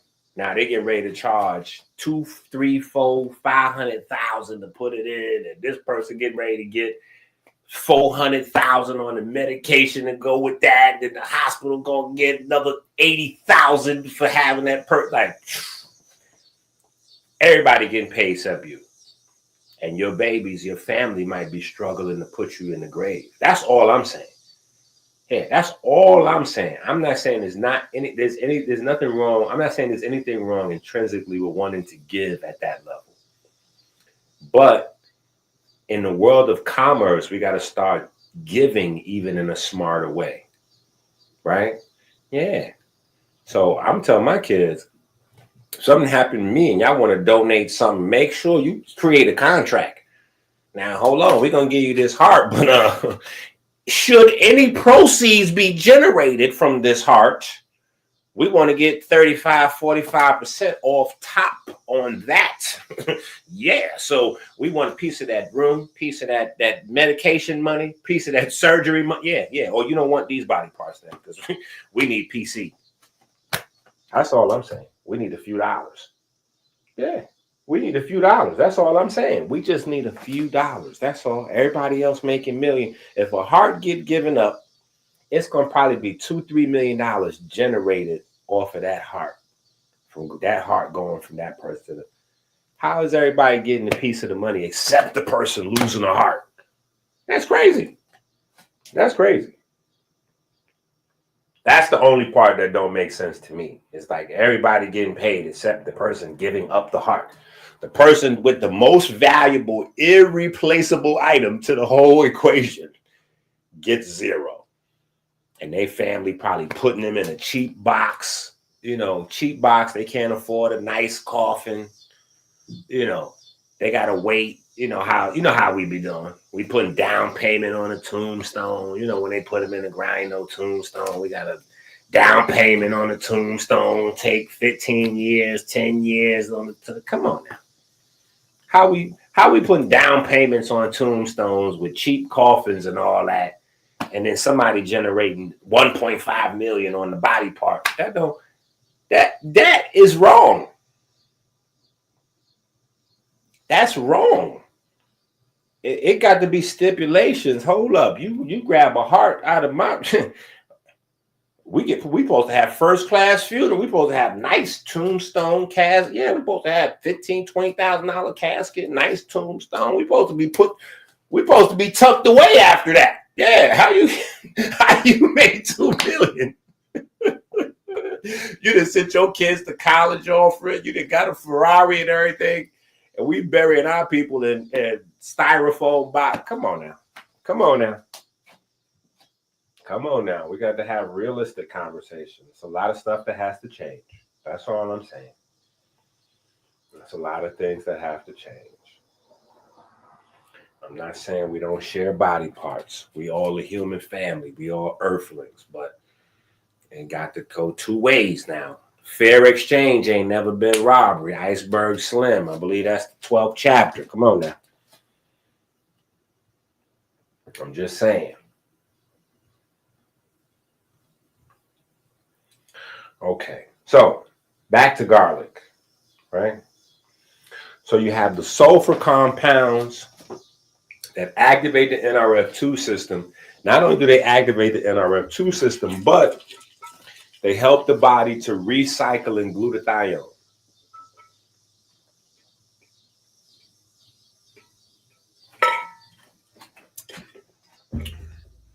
Glutathione is one of your body's primary immune system, components, right? And that's primarily sulfur, right? And going back into our other conversation, the crazy part is garlic is good for sleep.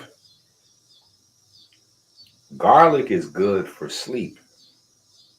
See, the Kemetic folks, they was crazy with it. You know what I'm saying? That's why garlic was everywhere. Because A, it stimulates the NRF2 system. B, it stimulates recycling and repooling of the glutathione system. Now, the glutathione system has a night part. Like Lionel Richie. The glutathione be working on the night shift. Glutathione be working on the night shift. Right? So you got glutathione.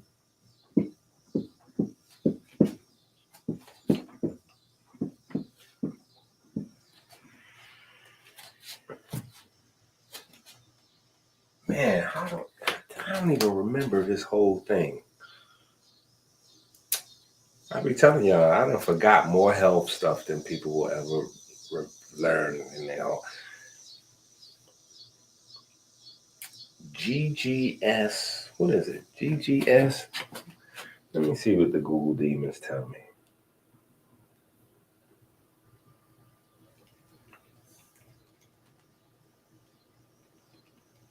Come on, Google demons. Work with me.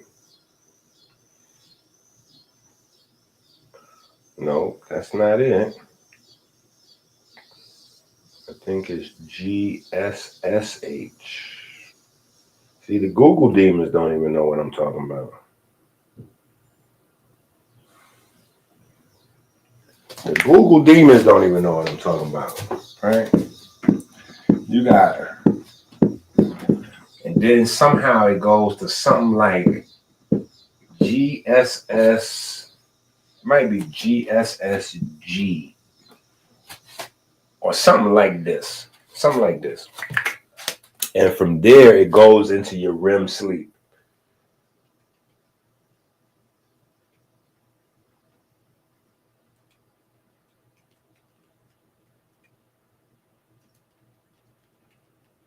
Yeah, it goes into your REM sleep.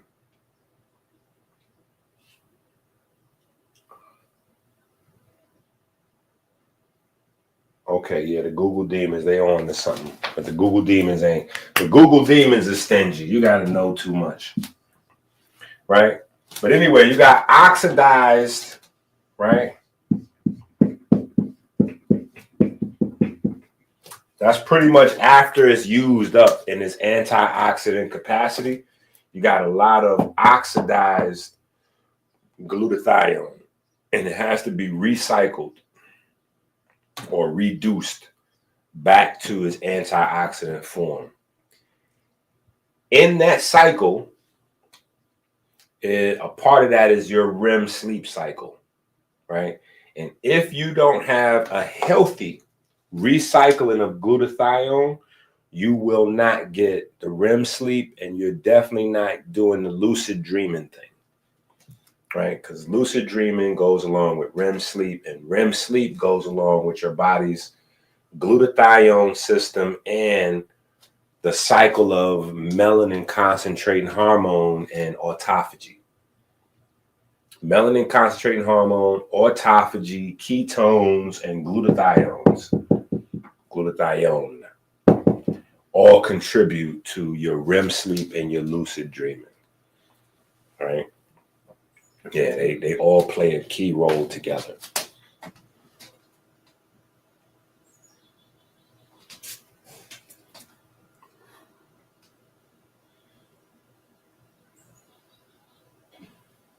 You trolling.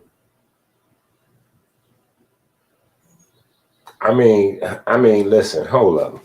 We supposed to at least get a few dollars. That's what I'm saying. If they generate millions of dollars, a nice funeral ain't but $20,000, $30,000.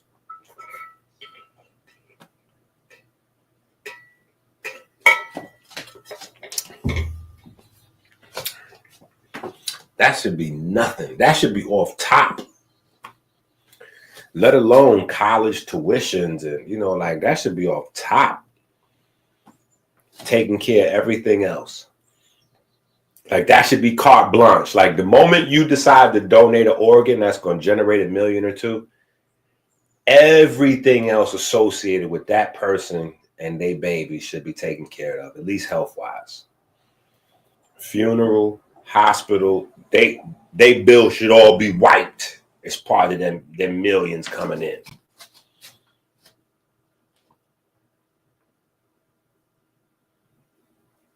Yes. Tika said, Inky, you're giving up too much information now. They supposed to clickety clank, clickety clank. Something supposed to go into the piggy bank. And I concur. Something is supposed to go in the piggy bank.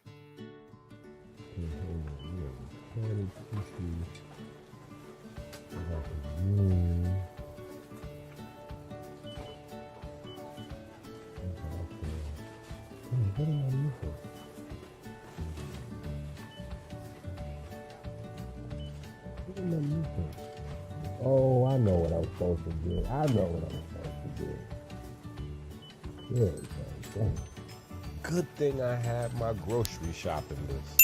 Don't leave home without it.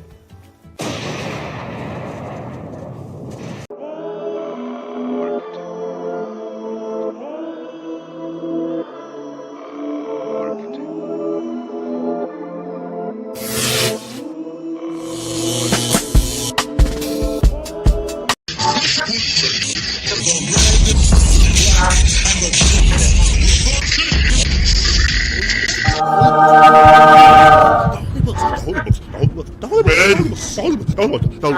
gods have blessed us. We must act now. We must act now to save us, to save our souls. This is the Bible of the electrogenic cell. It's not just the best book ever written on the subject, it's the only book ever written on this subject.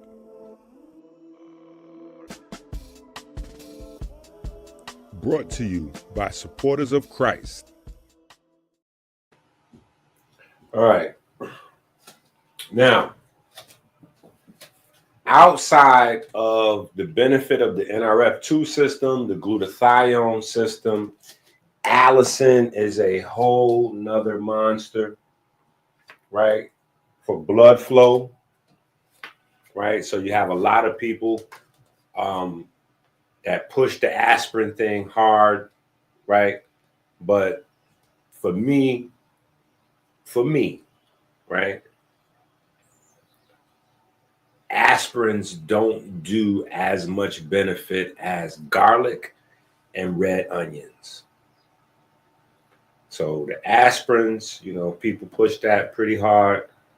I know David Sinclair, funded by Bill Gates, he's out there pushing very hard for aspirin. Me, I'm going to stick with my Puerto Ricans.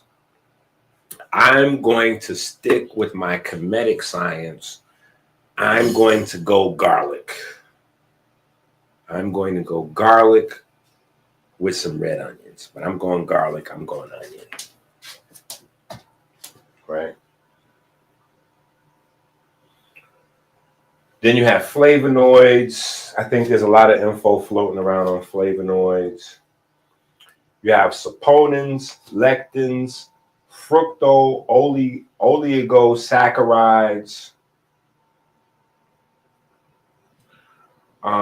Then you have this whole, see, there's a lot to garlic that y'all, you know, it's a lot to garlic, right? This is a whole rabbit hole.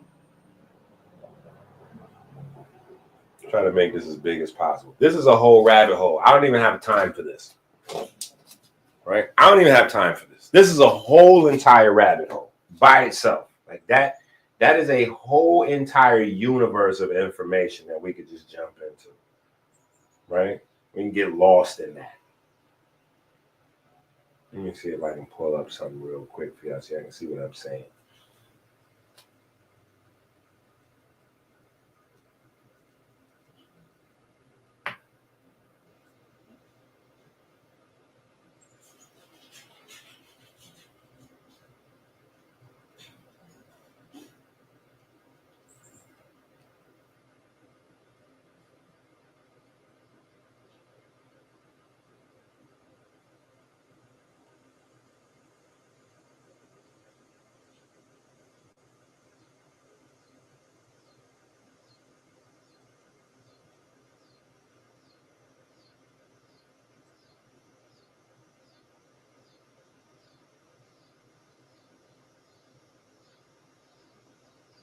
See something.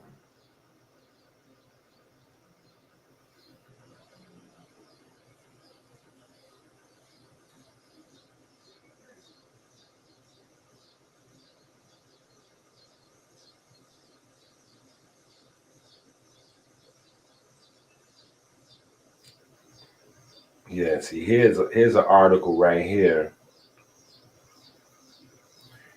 Here's an article right here, but this is too long. We would be on this all day. Seriously, like literally, we would be on this all day.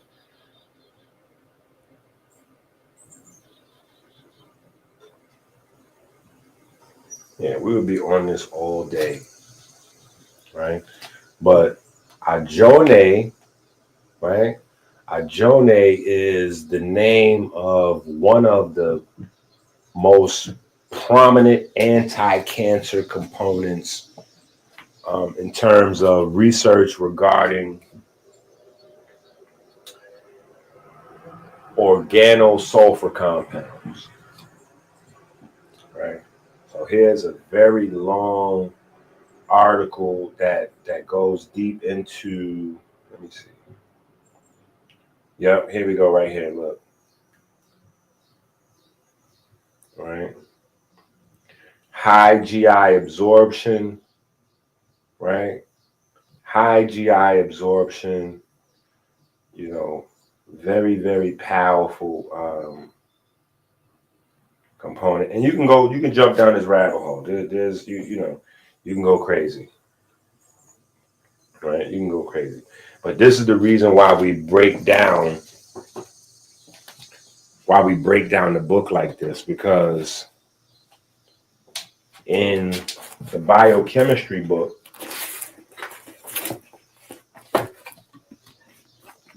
right? The Constitution book. In the Constitution book, we have a section of the book, right? Because this is Eat Right for your haplotype 2.0, right? So we have that from the Eat Right book. So whether you have this book or the Eat Right book, you have the section that I'm talking about, where it talks about cancer nutrition, right? And when we go into cancer nutrition, there's a bunch of components here, right? There's a bunch of components here, and one of them happens to be ajonase. And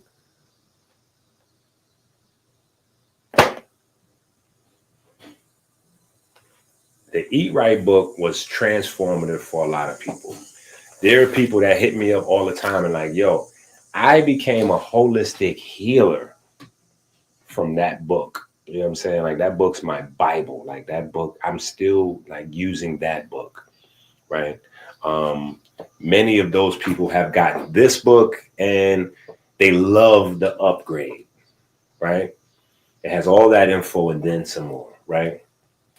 But there's still some people that's like, yo, where do I get these things at? So that's another thing that we wanted to do with the kitchen chemistry book, is some of these healing modalities and protocols, right, that people were looking up, like, say, for instance, the cancer, right, which is on page 153. There's a lot of different key items that you may not know where to go, right? So now, let's say, for instance, you have the kitchen chemistry book. This is how you would utilize those books together, right? Or just one of the ways you'd be able to utilize the books together, right? Because now, say, for instance, you're looking at garlic. Well, when you're looking at garlic, right, you're going to see certain key active compounds, right? But then, as we continue to go through here, or rather we start at the top, right? We start at the top. As you continue to go through here, you're going to see other components, right? You're going to see other components and be able to put these items together. And be able to put these items together, right? So now you go, oh, I get it. Oh, I get it. This is how you put the actual, and this is again where we go to the whole food diet conversation, where you're having specific types of food because you're looking for specific. And this is why I said, you know, heating the food, it's like debate. Because for some foods, heating the food, right? But garlic is some things you can do with garlic. You can make garlic sauce, which some people do with heating, right? But you can also use your blender, right? You can also use your blender and make some garlic sauce. Still got the taste, but a lot more potent nutrients are still kept intact, right? Still a lot more potent nutrients. So I'm just saying, now you have the ability to index some of the foods that will go along with whatever the protocol is that you're working through, right? Because in the biochemistry book, we have the foods, the breakdown biochemically and all of that kind of stuff. But in the kitchen chemistry, now you could prepare the meals. Now you can build the healing modalities in terms of the foods, the meals themselves, right? That's the real beauty supply store, right? That's the real beauty supply store. Oh. Okay, this is the Constitution. The Constitution book is Eat Right for Your Haplotype Part 2, right? And the main book, this stuff right here that's on the screen, this is coming from Kitchen Chemistry Part 2, right? So that's another book. And I'm just saying, in the Eat Right book and in the Constitution book, right? Because we know Constitution of America, right? There's a Constitution of America. But this is why this book is so important, the Constitution book. Because America is the most unhealthy country. So what does that mean? That means the physical constitution of America is under attack.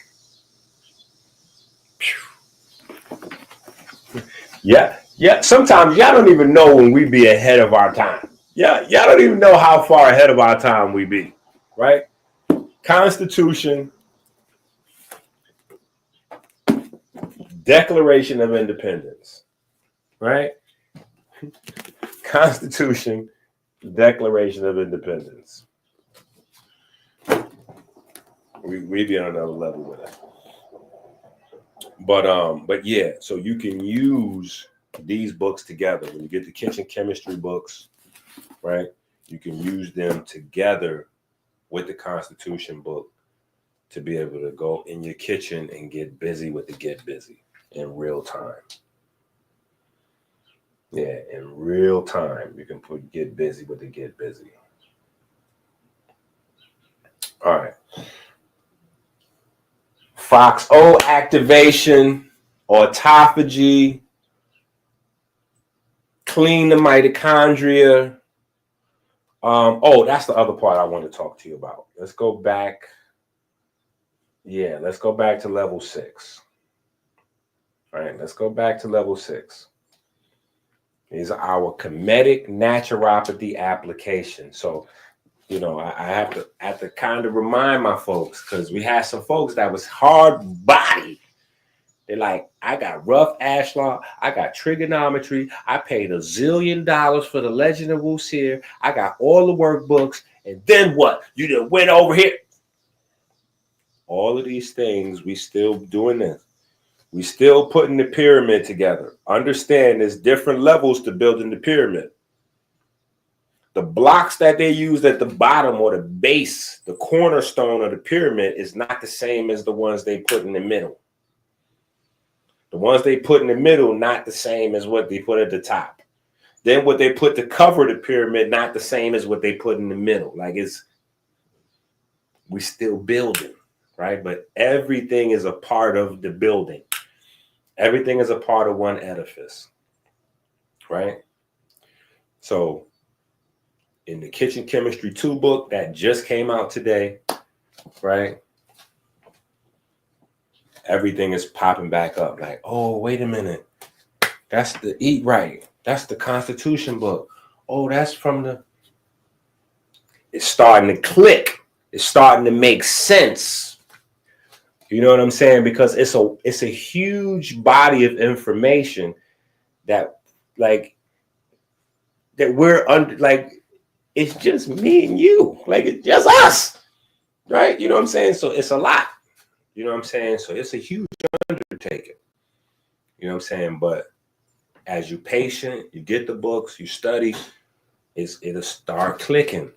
It's going to start looking masterful, right? And you're going to start to get the same way I be flipping through these books. You're going to start doing that in your house. Watch.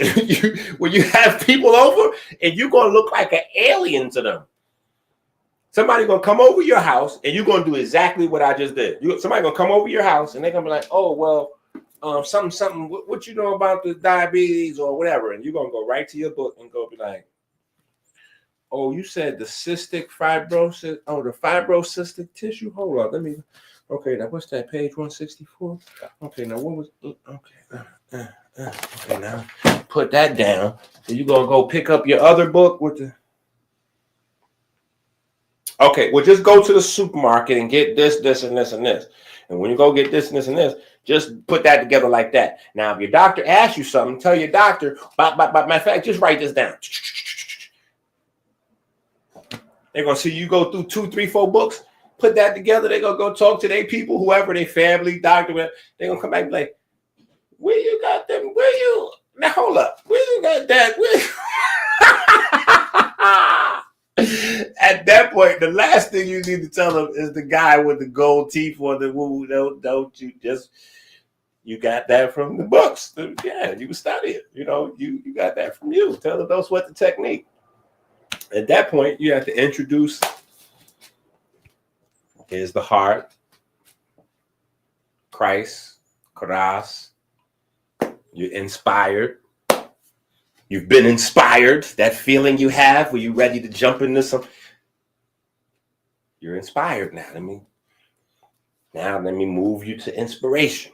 You know what I'm saying? Let me get you to, yeah.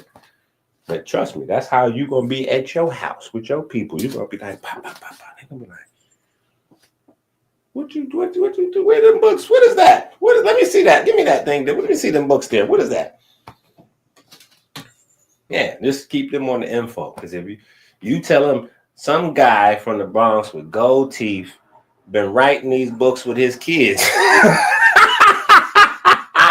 Hey, listen, that sounds like a modern version of walking on water or turning water into wine. They be like, ain't nobody with no kids. First of all, if you got a whole bunch of kids, you ain't got no time to even make no books. So I don't even know how you.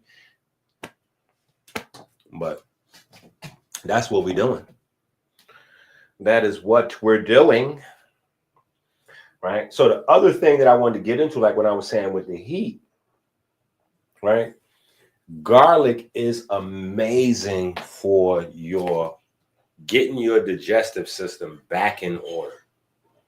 Getting your digestive system back in order. So Crohn's disease, anything from digestion all the way up to Crohn's disease. I know Crohn's disease, like, wait, that's you went crazy. But anything from digestive issues up to Crohn's disease, garlic can be a powerful helper. Powerful helper. And then for athletes, right? People ask me all the time, right? Right? This goes with this. Now, this goes with this. Let me pull it out for you. The book should be in here, but it's possible they're not.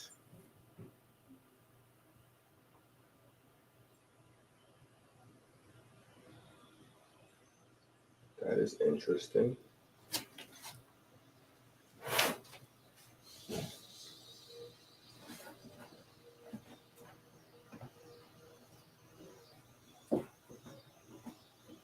Oh, here we go.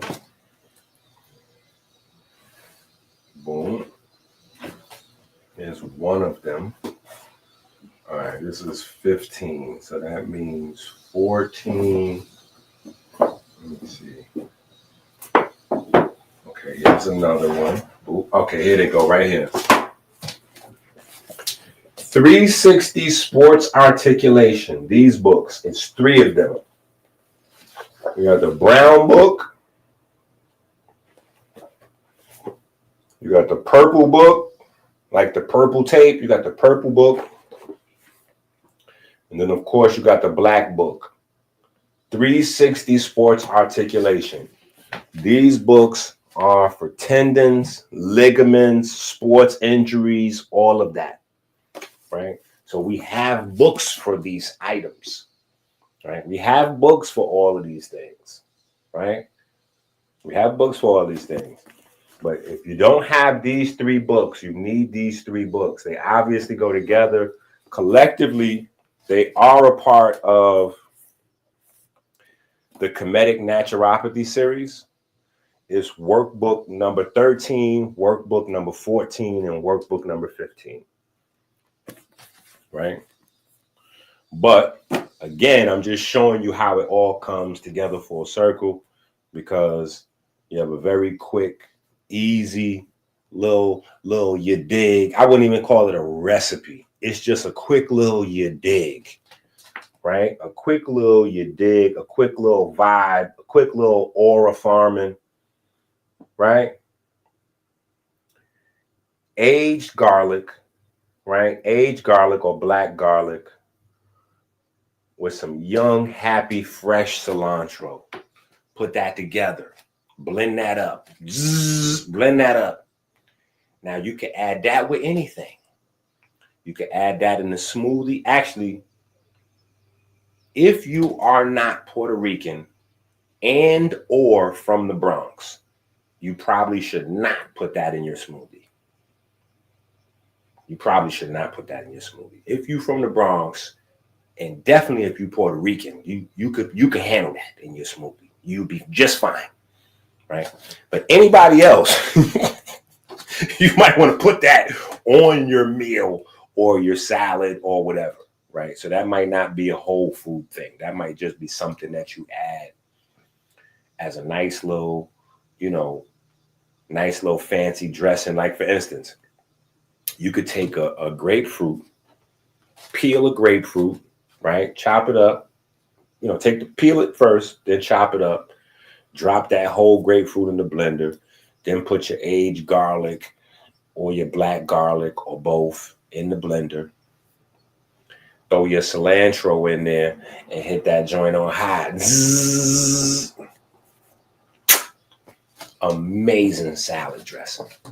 Amazing salad dressing, right? And it's going to do all kind of other stuff. But you don't even got to address all that. That could just be dressing, right? That could just be dressing, right? So somebody with the bones doing like this and all that, yeah, put that together, throw that in the salad, Gucci. Or if they eat meat, they could go up on they whatever, chicken, steak, burger, still the summertime, folks having barbecue. You could pull that out, let folks dip whatever, they little shish kebab or sausage or, whatever.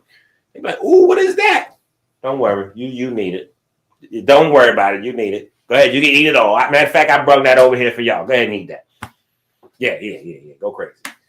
Yeah, go crazy on that. Just, yeah. That's going to help neutralize all what the rest of this is. That's what you do. You just sit that on the cookout table or the picnic table and say, yeah, if you like that, yeah, that's going to help neutralize all this, all whatever this is. That's going to help neutralize that right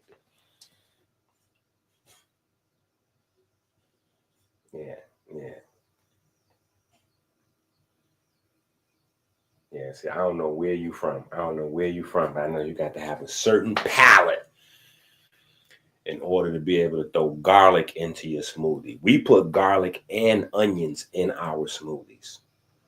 Yeah, there was a time when Chase did not fully trust my decisions, right, with the smoothie guidance. But I had to pull, I had to go crazy on him because I got Chase on video from. So there's a video of Chase. He's like 5 years old, maybe 4 years old. We in the Bronx at his grandmother's house, his mother's house, and we making a smoothie. And it was all kind of delicious stuff that we put in there, like typical smoothie stuff. And then it was time to put the onion in. He was like, so I had to pull that video back out on him. A big Chase that like, oh, we already went through this, champ. Let me show you this. Let's go for a quick little rewind, sir. You see it? Now look at that face after you taste that smoothie right there. He was like, oh my God, this is delicious. So see, we put the onions in it and it was still delicious. Because if you got fresh red onions got a little sweetness to it. if you don't overdo it. It got a little sweetness to it.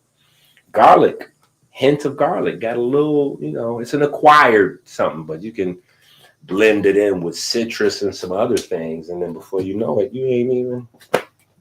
Anyway, point is, right? Point is, it's some good things that you can do, right? And there's a lot of information in these books, and we haven't even went over a bunch of stuff. We just highlighted maybe 3 foods.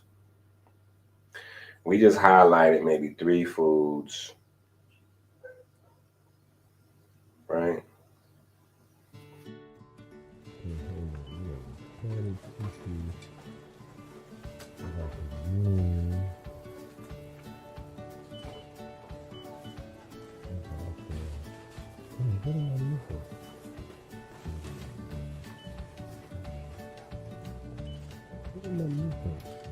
Oh, I know what I'm supposed to do.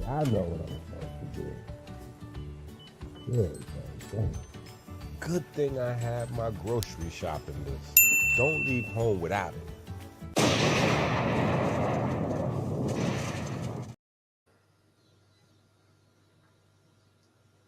Okay, now here's one of my favorites that people be disrespecting and violating.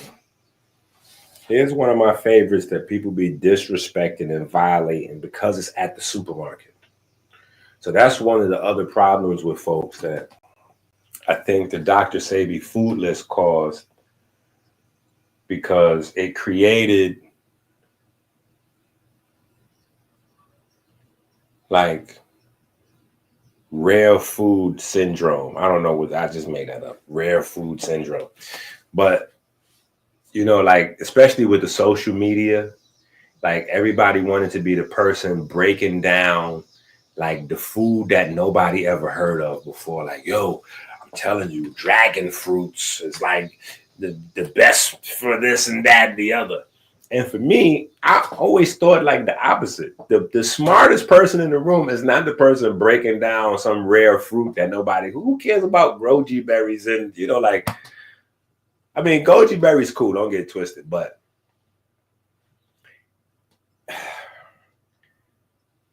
I've always found, first of all, I got all these babies. I'm hungry. We on a budget. Like, you know what I'm saying? So it's more about what a person has in their kitchen, right? What a person has in their kitchen, what's affordable. Because to be honest, it's about consistency. And when you have rare foods, A, you can't find them all the time. B, if you do find them, they expensive. So John Q. Public can't eat them every day.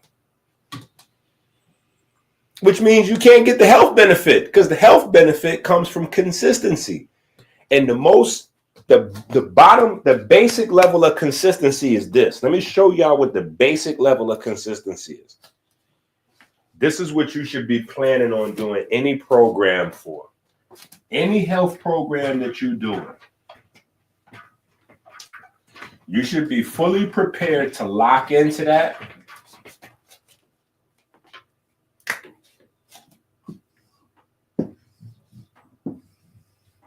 for 120 days. Any health program, this is what consistency looks like. It doesn't matter if you're lifting weights, if you're doing calisthenics, if you're jogging, if you're adding walking to your program, if you're going vegan, if you're going paleo, if you're going keto, if you're going crazy. Don't go crazy for 120 days. I was just caught up in the moment right there. Don't just disregard that. I was just flowing at the moment. If you're going crazy, I don't know. But this is a season. See, in Kemet, Kemet just was so beautiful. Everything is still, I mean, Kemet, like, come on.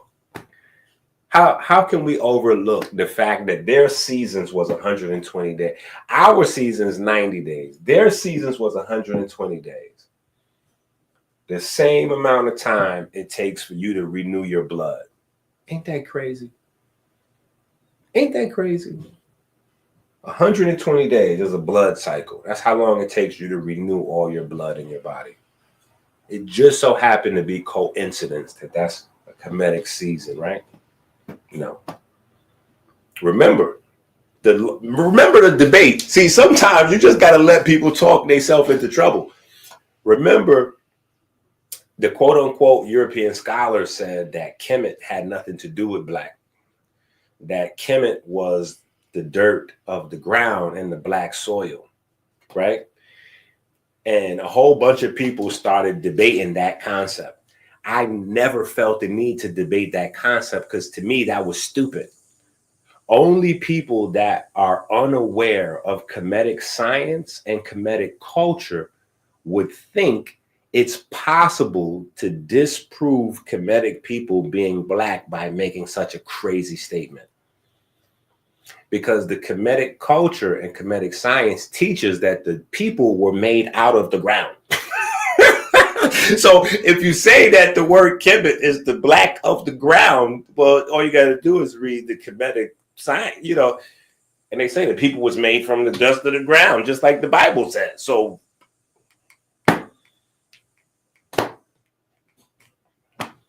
the rebuttal is not even a rebuttal. The rebuttal is actually a receipt. Yeah. So everything was tied together. The sun, the moon, the stars, the universe, the people, the soil, the food, the plants. And that's really all we're trying to get back to with a healthy lifestyle. It is just natural. Whatever that natural, that's why it's called naturopathy. It's the natural path, right? So 120 days is what consistency means. Just in case somebody needs a actual working definition for consistency. What does consistency mean? It means doing it every day for at least 120 days biochemically. If you want to do something and then measure a change, right? Do it every day for 4 months. Like go take your test or whatever that is, muscle fat, body fat, stress hormones, cortisol levels, troponin levels, sex hormone, whatever you're trying to figure out, fix, improve, whatever, go get those metrics done and then go do your program. Stay consistent for 120 days and then check your metrics at the end of 120 days and you'll see changes. If you do a good, if you did it well, then you'll see improvement. But you should definitely see changes because you're not the same person after 120 days. Nobody is. Everybody is different after 120 days. Everybody. So whether your body has gotten better or gotten worse is based on what you did the last 120 days. But you better believe every 120 days, you are a new person. Because your blood is the seed for everything else. So stem cells, muscles, bones, organs, glands, tissues, everything is going to be taken care of based on how well you take care of the blood. And that changes every 120 days. Right?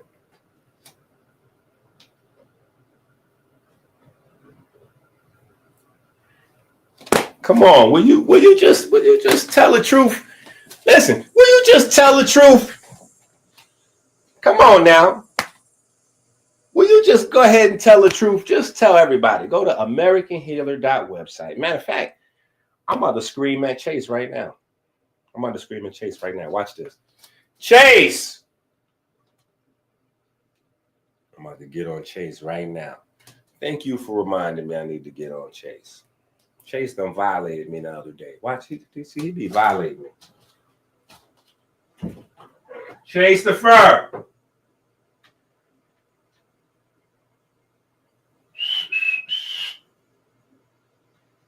Somebody contact somebody that could contact somebody else that could have me and Chase do lunch. Hello? What happened to my bitters? I told you I needed a fill. My joint is empty. It's in, where's that? In your room? Yeah. Well, how you acting like what? What? I forgot, bro. I forgot, bro. My bad. You see what I'm saying? What I got to go through? So y'all thinking y'all bitters coming late. My bitters is coming late too.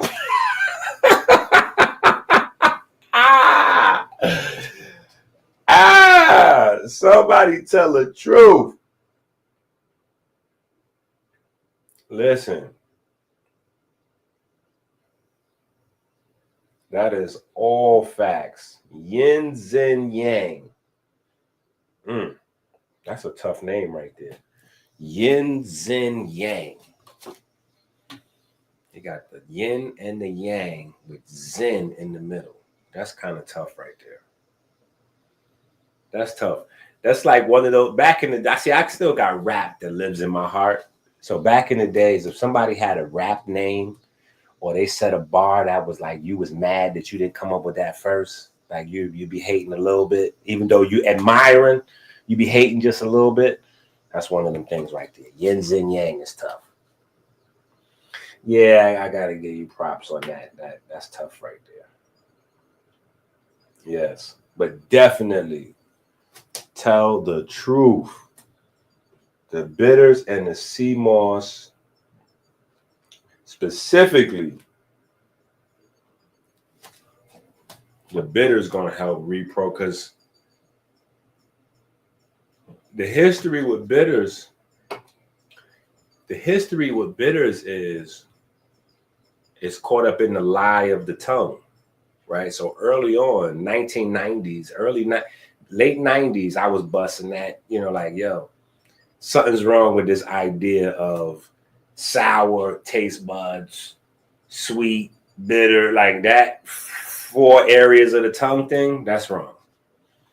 I knew that was wrong because you could taste something all over your tongue. That's number 1. Number 2, when you get a cold, you don't taste anything. And the cold is your nose is stopped up. That ain't got nothing to do with my tongue. You know what I'm saying? So I already knew that the taste bud thing was crazy. And so scratch a lie, find a thief. Just over time, I just start finding out more and more stuff, culminating in the book, right? If you don't have the book, get the book, Beer and Bitters.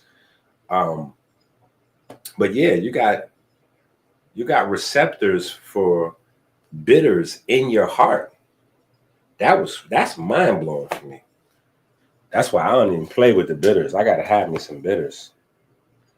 You got bitter receptors in your heart. Like the bitter receptors, the herbs that stimulate the T2R receptors, like specifically in the heart, tune the cardiac melanocytes and improve their ability to keep your heart like the Christ complex, like keep your heart, that electromagnetic wave, like to keep that music. You know what I'm saying? Like, it's crazy. It's crazy. But tangerines, you know what I'm saying? Food you probably got at the house right now. Right? Food you probably got at the house right now. Low calorie, high nutrition. Low calorie, high nutrition, right? There is no person watching this video that does not need more vitamin A. There is no person watching this video that doesn't need more vitamin C, but you don't really know how much vitamin A you need, right? We don't even know how many vitamin A, like, now here's another set of nutrients that's exclusive to tangerine. Now, let me tell you about this. Well, not about this specifically, but just in general. When they find that there's a food that does things in your body that no other food does, but they don't know what that thing is, they just name it after the food. So that's how you get betalains, and that's how you get these things here. Tangerines. Yeah, that's how you get tangerines, right? That's how you get tangerines, right? What is tangerines? We don't. This is science. Huh? We don't know, but it's amazing for your health, right? Yeah, that's what tangerines do, right? So this is something that's in your house. You go to the supermarket right now. Your supermarket probably has a bag of 20 or 30 tangerines for $5. Right now, this moment, your supermarket probably has a bag of 20 or 30 tangerines for $5. Now, let me show you something what I'm saying. Let me show you where the money is at. Watch this. Let's go to the money real quick. Look. Let's go to the money real quick. If you go to the pharmacy to go get you 20 or 30 tablets, 20 or 30 pills,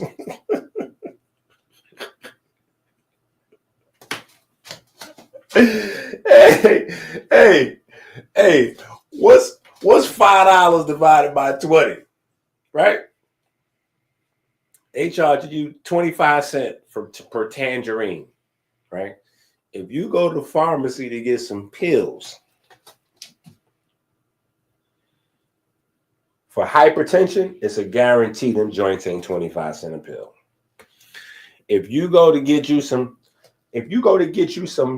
pills for neuroinflammation, your insurance got to pick that up, because if you look at the actual price of them pills might be $25 a pill. Yeah. Some of that medication, you can't even get that medication without insurance, Red Cross, Medicaid, Blue Cross. Somebody got to cross them prices out. Some kind of cross them prices out. You got to have tangerine, 25 cents up the street there. 25 cents. Just saying. I'm just saying you could do better. Yeah. So that's what we kind of doing with this book here. I just wanted to give y'all an understanding of like how, who, when, how, what, where, why, like what's the difference? You know what I'm saying? What's the difference with what we got going on? You know? All praise is due to the most talented.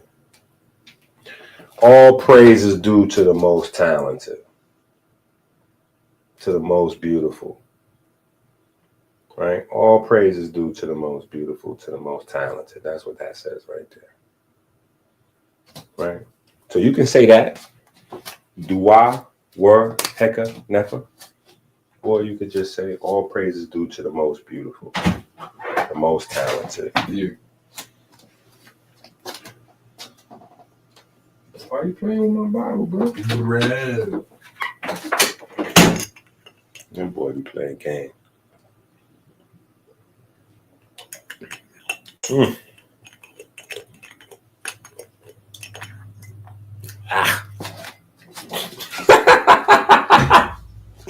Yeah. That part. That part. Right? This is why you have to go to Amazon and get the book, Rich Abs, Poor Abs, now.